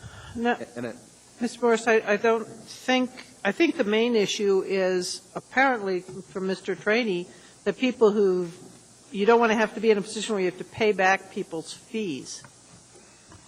I would say through the chair, Ms. Osiander, it happens in business also that people get business licenses, people pay startup costs, and at some point the business goes out and you don't get part of your business license refunded even if you don't use it for the whole year. But I think that this amendment does ensure that people get more of a value out of the fee that they do pay the city. It would be difficult because this is a revenue supported program to refund fees unless we appropriate other operating dollars to do that, because we need the fees we collect generally at the time to operate the program. I'm not advocating refunding fees. I never thought it was an issue. There are people who are going to just get half a year out of it no matter what happens. My position is I'd like to end it sooner rather than later, and I'm failing to grasp the benefit of the additional time. Ms. Olsen? I don't know what I'm missing here. Mr. Trainee's in the queue if you'd like to. That would be fine. All right, Mr. Trainee. Thanks, Debbie. The reason for this was just to simply let all the people that are in that industry have a time period, the businesses that own it, to transition to something else. And given the economy the way it is right now across this country, there's probably 100 people out there that do IM inspections. They do that because we've required it. This allows the industry to shut down on a specific date. It's a way of appreciate what they did, and we want to end it. But I simply want to give them time to get out of that particular business so they can transition into doing something else with the vehicles other than doing IM, because the program does need to go away. Ms. Osiander. If I could, I guess, clarify. I guess, Mr. Trainee, I share a little bit of Mr. Starr's frustration because this was voted to be eliminated once already. I know I brought it forward in 2007. Well, and Mr. Starr and I both were supportive. You joined with me, and I appreciate Yes. that, as did the mayor. Well, my concern is this shouldn't be a big surprise to anybody, and even if we vote now to kill it, it won't be until 2012 that it will actually die anyway, which seems to me plenty of time. I guess I'm not supportive unless there's some clearer reason then it'll help people transition their businesses longer than a year and a half to have it for 2 years. I'd just as soon get rid of this now. And I can't do it now. I know it's going to take a year and a half. I just don't see why we need to give it 2 years. I appreciate that, Debbie. This is just my attempt to deal with the people in that industry. All right. I will not be supporting the amendment. Okay, thank you, Ms. Osiander. Mr. Trainee, Mr. Starr, on the amendment? I'm not going to support it either. You know, there was some speak that the EPA had to be involved in the state implementation plan. You do. You know, again, the EPA monitors us at a state level. We're a part of the state air quality program that the EPA, and granted, because we have a large population, we're a big part of the state implementation plan. The EPA is likely to fine the state if the state air quality program fails in compliance. I don't want to speak because I'm not educated on that, but my understanding is that you know, we need to take the independent lead to cancel our own program and let the EPA do it. So I don't want to go down the argument that the EPA's got to weigh in on this. If they have an issue, let them weigh in with the state. So I'm referring to the email, Debbie, is what I've got. There, okay. Speak to the EPA guidelines and the requirement that there be an alternative and a review of the SIP. I'm just not buying that. I'm with you on the Could I clarify something, Mr. Trainee? Go ahead, ma'am. My understanding is the one before us says that this will end 30 days after final EPA approval, and you're saying instead that it would end a year after, or 180 days, excuse me, half a year after EPA approval. That's correct. So both of them are dependent upon EPA approval. They both are. Okay. Can I get clarification on why I raised the issue with the EPA through the staff, if that's okay with you, is what role does the EPA have to play in our program with that? Because we've been all over the board whether or not they even speak to it. Granted, the state has an obligation. We're under contract with the state in some capacity, but I need some more explanation of why that's a factor. The EPA requires, because we've been a non-attainment area, the EPA requires us to achieve attainment and ask for a change in the statewide implementation plan. If Anchorage chooses to end the program prior to EPA approval, the state will have no option but to take over the program in Anchorage, and then the municipality won't decide when to vote it in or out. That authority will go back to the state, and the state will decide how to implement the program in Anchorage and whether they want to end it or not. So if we want local control, we have to wait for the EPA to decide to vote it out. Otherwise, the state has an obligation to take it over from the municipality, and we lose our delegated authority.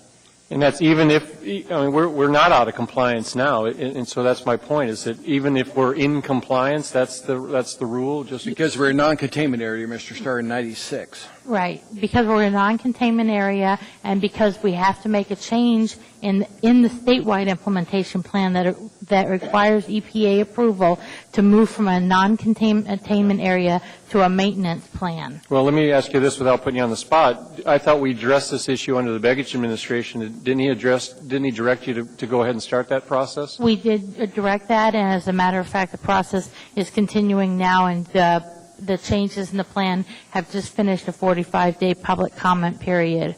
Plan is continuing along. But yes, we did begin that in the Begich administration. Then, as you know, we had an interim mayor who did not favor eliminating the program, so we had to discontinue that for a while, and then we restarted. Thank you. Mr. Birch, on the amendment, sir, I'll get back to the main motion in a minute. Sir, anything on the amendment?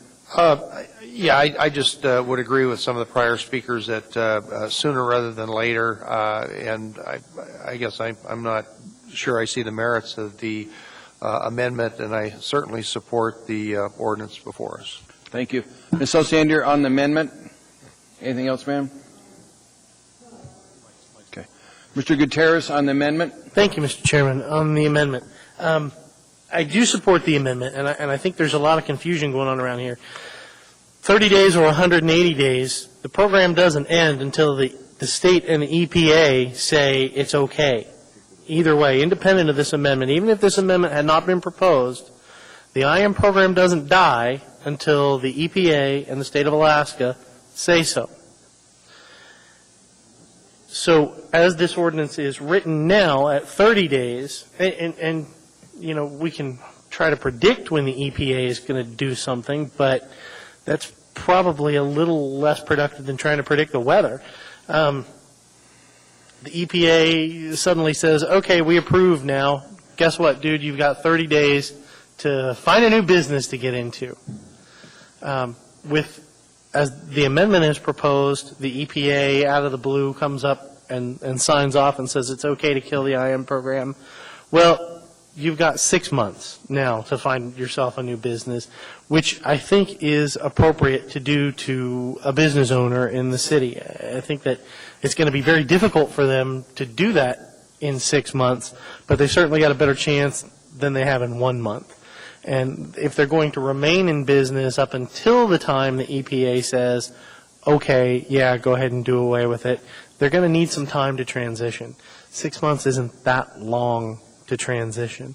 And I just want to make sure that folks understand in the audience, we're not voting tonight to kill the IM program.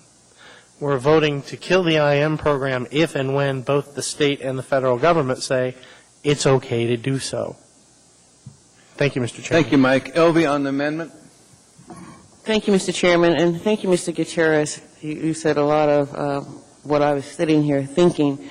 And, you know, I think the bottom line is whether we approve this amendment or not, what the amendment says is what's going to have to occur anyway. So let's make it easier on ourselves, folks. Thank you, Mr. Chairman. Thank you. Mr. Starr, anything on the amendment? Anything else? Okay. Then I'll get back to you, Chris, on the main motion. Let's vote on the amendment. Madam Clerk, please run the vote on the amendment.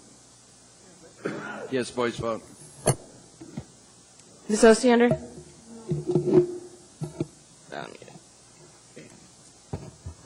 Mr. Gutierrez? Yes.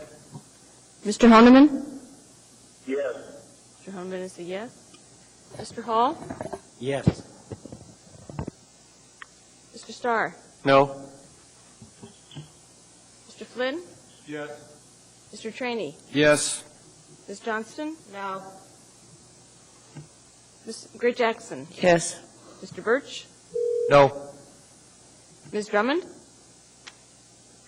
Please repeat the question. On the amendment, Harriet? I'm having trouble with the phone up here. Harriet, there's an amendment that I brought forward to the Assembly relative to this item. It basically gives 180 days after the feds approve it for this program to kick in and IM to be gone. And that... I'm in favor of that, Mr. Chair. I assume my vote would be yes to the amendment. Thank you, ma'am.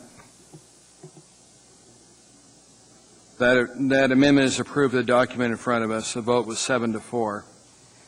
We now have in front of us 2010-35S as amended. Mr. Birch, sir, on the main issue in front of us. I would urge approval of this ordinance. I think, you know, it's interesting. This basically came to pass because under threat of the loss of Federal Highway Administration dollars for any community that was out of attainment, and Anchorage has been noted earlier, has been in full air attainment as far as CO emissions for I think at least 9 or 10 years now. And again, we attempted to remove this 2 or 3 years ago, and it came back, and I think we just need to move forward with this. It's not necessary. It's an unreasonable tax and burden on the public without any direct benefit, and I'd urge approval. Thank you.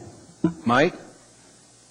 Thank you, Mr. Chairman. I speak in favor of this ordinance and urge approval as well, although I disagree wholeheartedly with some of Mr. Birch's statements. But I think in the final analysis, I agree that this is the right thing to do. What I have consistently said, and what I said in the debate on this the last time it was around, was we were jumping the gun, that we had no plan in place, that we had no permissions in place from either the state or the federal government to go ahead and do this. And I think the argument was best made by staff from the health department on local control. This gives us local control. We're in control of the program. We're in control of what happens to it.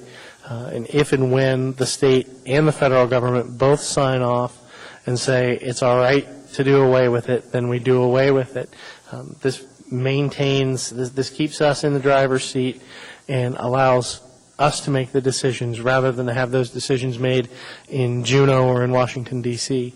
I think that it would behoove both the city and the state to have a plan in place for what we're going to do if we at some point in the future fail on our CO2 standards and our air quality after we've done away with the IM program, because all of those businesses are going to sell their equipment or junk their equipment if they can't sell it, and it's just the expertise is going to be gone and the equipment's going to be gone.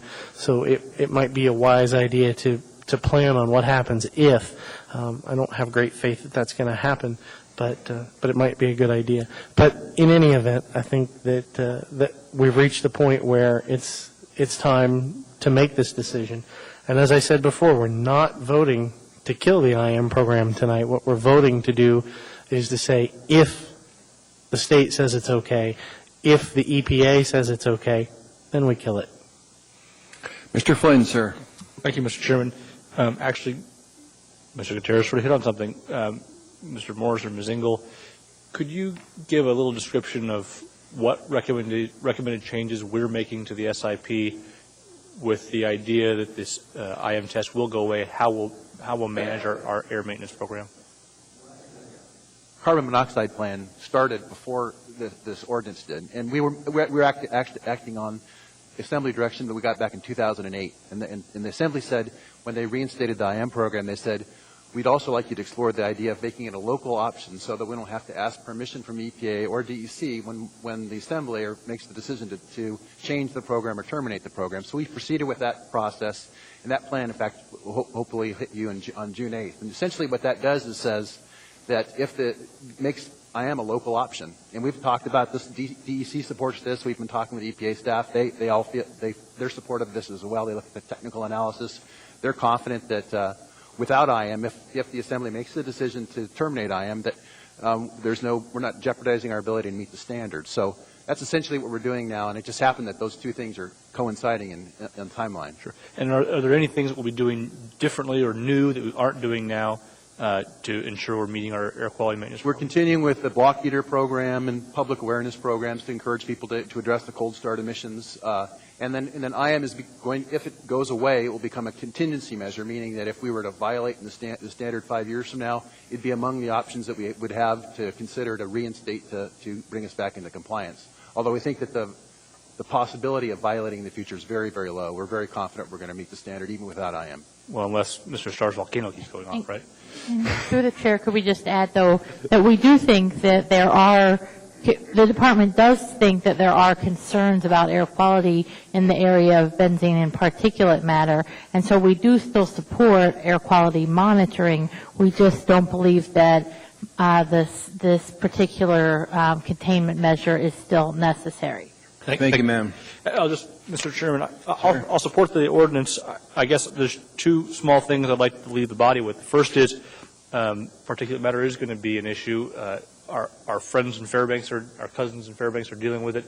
They have wood stoves in higher levels and concentrations than we do, but it's something we're going to have to keep an eye on, and we're going to have to provide the funding to Health and Human Services to do that. I would note the funding is going away without a plan to replace it. So presuming the state and feds sign off on this and we pass this ordinance sometime in 2012, we're going to have to come up with some source of funding. They recommend $10 surcharge on vehicles to address that. So nothing's free. Thank you, Mr. Chairman. Thank you, sir. Ms. Gray Jackson. Thank you, Mr. Chairman.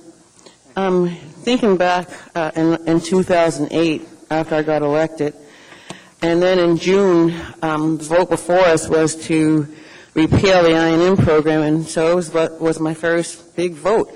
And I was one of the 6 who voted to reinstate the program. I was really proud of that, even when somebody approached me 2 days later in a grocery store and said, I really don't like you and I don't like what you did.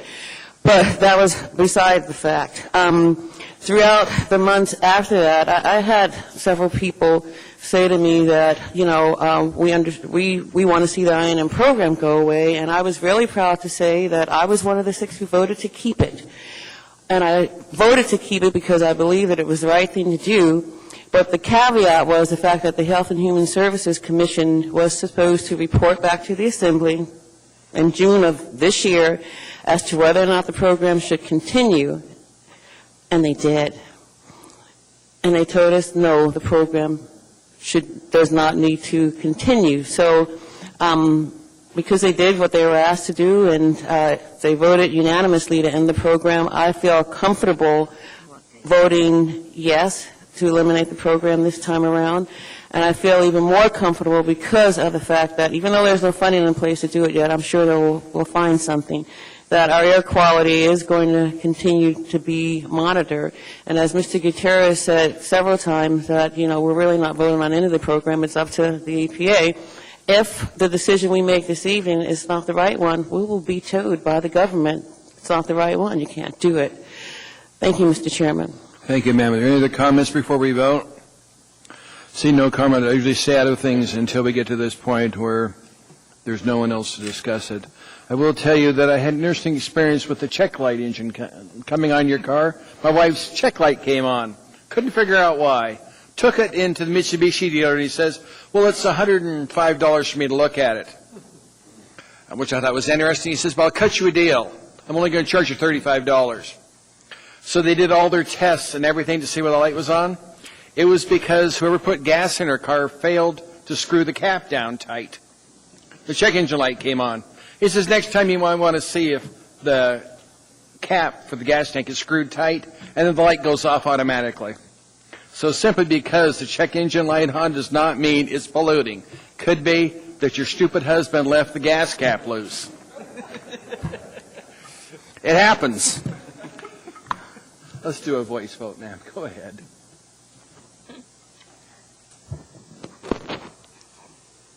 Mr. Trainee? Yes. Mr. Flynn? Yes. Mr. Starr? Yes. Mr. Hall?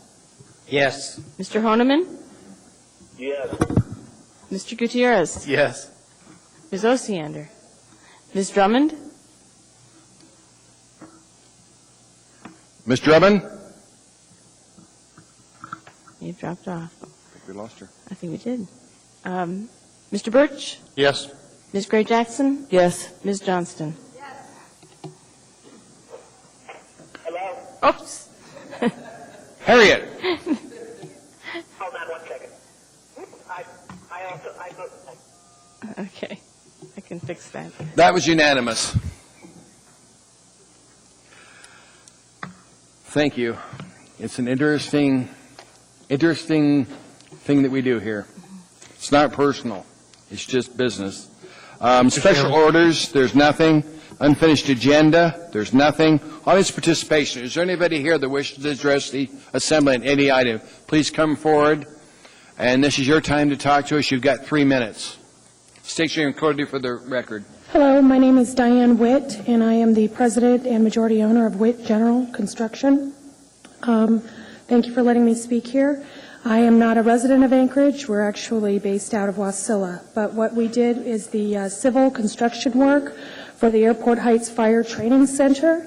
And since last fall, we have been unable to collect $350,000 in unpaid invoices for the extra work that was ordered. The large majority of it was related to an RFP for the storm drain system that we installed into that project. To our knowledge, there has not been any deficiencies or problems or errors in our workmanship or any delays due to our efforts. And we've been unable to collect this money since last October, and it has put in incredible hardship on our business. We have had to lay off all of our employees and have now lost them to other contractors. Not to mention it was the sole source of our personal income, and it has been very difficult and traumatic to go without this payment. We filed a claim against a contractor in January, but to our knowledge, none of the funds have been withheld from the prime contractor for that claim, that they were able to waive that and have basically given us the runaround for the past 8 months about this money. And I appeal to the Assembly to review the matter, to look into the finances of this project, and to possibly resolve any unpaid issues. We are a small business, family-owned company. We did about $1 million worth of work on that project, and fully 35% of our revenue from that project has been held hostage and has had a suffocating and catastrophic effect on our small business because of that. Thank you, ma'am. I think we've got some questions for you. Sure. First, I've got Mr. Birch and then Mike. But I want to go with the administration first, if you gentlemen don't mind. Mr. Vacalis? Yes, sir. Mr. Jones will address your questions. Go ahead, sir. Mr. Chairman, we are aware of Ms. Witt's concerns. We have been in discussions with her as well as with the general contractor, and the legal department's reviewing it right now. The Witt Construction's contract is not with the municipality; it's with the general contractor, which is ASRC Construction, and so we're working through the general contractor to figure out how to resolve the issue. But it's currently in negotiation. Okay. Mr. Burt, sir?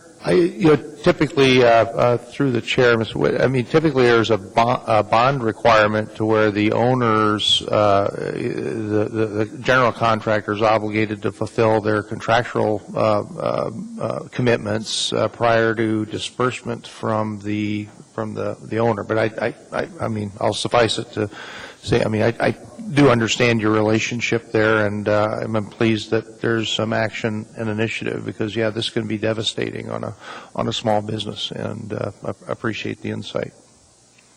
Thank you. Mr. Gutierrez. Well, it sounds like it already has been devastating. Most of my questions have been answered. Your contract is you're a subcontractor. The primary contractor is not paying you. Have they given you any reason why they're withholding the money? No, and they shift the reasons around. I have my personal view as to what the reasons are, but I'm not sure that this is the appropriate place to express that. Probably not. But to the administration, does the municipality have any recourse in assisting here? Is there anything we can do to encourage the primary contractor to fulfill their obligations?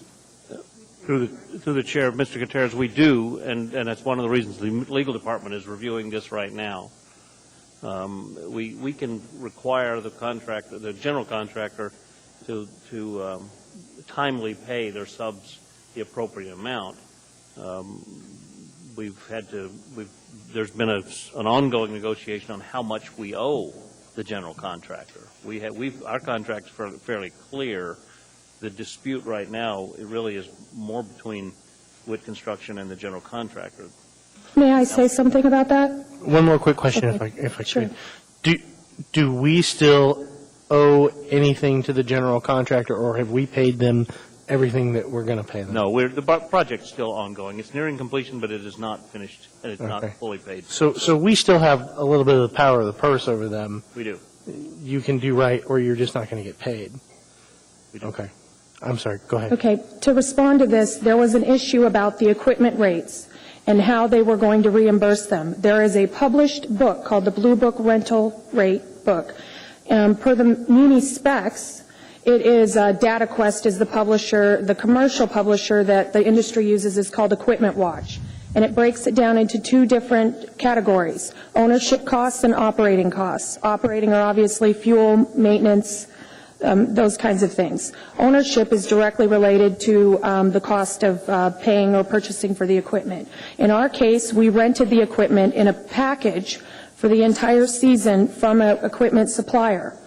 And Mr. Jones's employee at Capital Projects has determined that they only have to pay a fraction of the published Blue Book rates. The rates we charged are below the Blue Book rates, but not as deeply discounted as he would like. And for the record, they have withheld all payments for the labor, 2,200 man-hours of labor. We were a union employer. We are no longer, because we are not in business this year. And to illustrate the impact, my understanding is that there's $500 million in capital spending coming to this area. At a crucial time, my company has been utterly unable to participate in the bid season and will not be operating this year, and it is unclear whether we'll be able to recover at all. And this is over withholding of payment. They have paid for the materials only of 2,200 man-hours and equipment and the related equipment for that work. In my opinion, sir, it is, and this body, it was predatory, unnecessary, and we bore the burden because we were a successful profitable, and competent contractor where perhaps the prime contractor was not, but had the power to control the money in a way where they held it hostage in an effort to negotiate much lower rates. And we have some questions for you, ma'am. I've got Ms. Hosiander first, Mr. Holloman. Yeah. Ms. Hosiander? I just was hoping that there could be some kind of timeline. It's obvious that you're expediting looking at this, Mr. Jones. Do you have any sense of how long it'll take to resolve this? Through the chair, Ms. Hosiander, we're working on it now. We would like to get it resolved within the next month or two. The project will be completed within that timeline. So Thank you. we're actively working on it. But again, many of the disputes are really between WIT Construction and ASRC, and so and we are also in disputes and negotiations with ASRC on their performance. Thank you. Which is... Mr. Jones? Oh, I'm sorry. In 2 weeks, we meet again on the 25th. I want a response back from the administration as to where we're going with this item. And every 2 weeks when we have an assembly meeting, until this is resolved, I want a briefing from the administration as where we're at on it. When an individual comes in here and sits with their 2 kids through the whole meeting, I want some resolution on this, one way or the other. I expect a response every 2 weeks when we have a meeting. Mr. Holloman? Do you have a question, Paul? Paul, are you still there? Thank you. Thank you. Our ombudsman's there. I want you to talk to her, too. Thank you. Okay? Mr. Gutierrez? No, I was just going to point out that Ms. Cada had moved in that direction, and you were on top of it. Thank you, sir. Anybody else wish to address this on any item? Come on, ma'am. Hi, everyone, again. I'm Dawn, and I'm with Bicycle Commuters of Anchorage, and you all passed the bicycle plan last March, so I want to say thank you for that, first of all. Second thing I would like to do is Bicycle to Work Day is coming up next Friday, May 21st, and I would like to invite all of you to participate in Bike to Work Day, and what I would like to do is see if someone would be willing to come out to the different Energizer stations that Bicycle Commuters of Anchorage have set up for the morning commuters. We're going to be handing out coffee and treats. There's going to be some live radio stations going on. You're going to have an opportunity to talk to the radio and all your constituents, and it's going to be a lot of fun. So I would really like to see if some of you could come out and join us. And, of course, I'm always the one who wants to do this in person, so I'm asking you in person versus an email, but an email will follow. Okay? Good. We've got a few questions for you. And by the way, I'll donate my daughter down there because I'll be in Florida at the time. Mr. Gutierrez? Yeah, Rosie's shaking her head. I don't think she liked that idea. Donna, you know, it's fortuitous that you're here because I have made the decision recently that I'm going to start commuting by bicycle to my job, which is not that big a deal. I drive 5 minutes to work, so it'll be a 10-minute bike ride. But it'll be a bike ride nonetheless. Wear your helmet. When you send that email, I'm going to respond. I could use a primer on equipment. Hey, we're there. We got it. And tomorrow evening at REI, we will have a bicycle safety clinic going on. That's part of BCA's movement, is to make bicycle commuting safe, first of all. So there's a clinic tomorrow from 6 to 7, and we'll be there. Very good. Thank you. Thank you, Mr. Chairman. Questions? More questions? Mr. Flynn, sir. Don, West Dowling Road will have an informational update at the next AMETS meeting, which I believe is on the 27th. And we have lanes. Yeah. So, and we'll get that memorialized. Thank you. I knew that already. Thank you for coming. There doesn't look like there are any other questions. All right. Thank you. Thank you. Anybody else wish to testify in front of the Assembly? Seeing no one, we're down now to Assembly comments. We've got a gentleman here coming down. Just brief. It's all right. Billy Ray Powers. I just take a minute to maybe raise a little awareness about the style of roads that we're building here in Anchorage. You know, these raised meridians, they're not conducive to snow plowing, and here in the far north, I think we could get by without so many California-style roads. We got some quieting, traffic quieting that was put in Airport Heights last year, for instance, brand new. And it's these raised meridians in this, and they're already garbage. I mean, the snow plows gouge into the side of them. The ideal thing to me would be a road where you can have 5 graders side by side and can go down there in one fell swoop, clean the roads. And I don't know if, I don't know about all the studies. I'm not an engineer. But it seems that it would be much more advantageous for a northern city like we have with a lot of snow not to build so many of these raised traffic dividers. Because it really does. It disturbs the street sweepers. It disturbs the snow plows. And I think people, if the roads are painted properly, understand the turn lanes and that, and it would be a much nicer city if we didn't have them. That's it. Thank you. Thank you. Anybody else wish to testify on any item, please come forward. Seeing no one, we're moving down through the agenda. We're now down to Assembly comments. Any Assembly comments, Mr. Starr? No. Mr. Birch? Ms. Jackson? No, thank you, Mr. Chairman. Ms. Johnston? Move to adjourn? No. Yet? No. Mr. Flynn? Mr. Starr? Mr. Hall? When's your flight leaving? 12:30? Okay. Mr. Chairman, I'm certain your wife doesn't think of you as her stupid husband. Yes, she does. And now she knows who was the one that did not screw down the gas cap. Who knew your light would come on when you did that? Yes, Debbie. Yes, it is. Your motion is to adjourn? Is there a second? We're adjourned.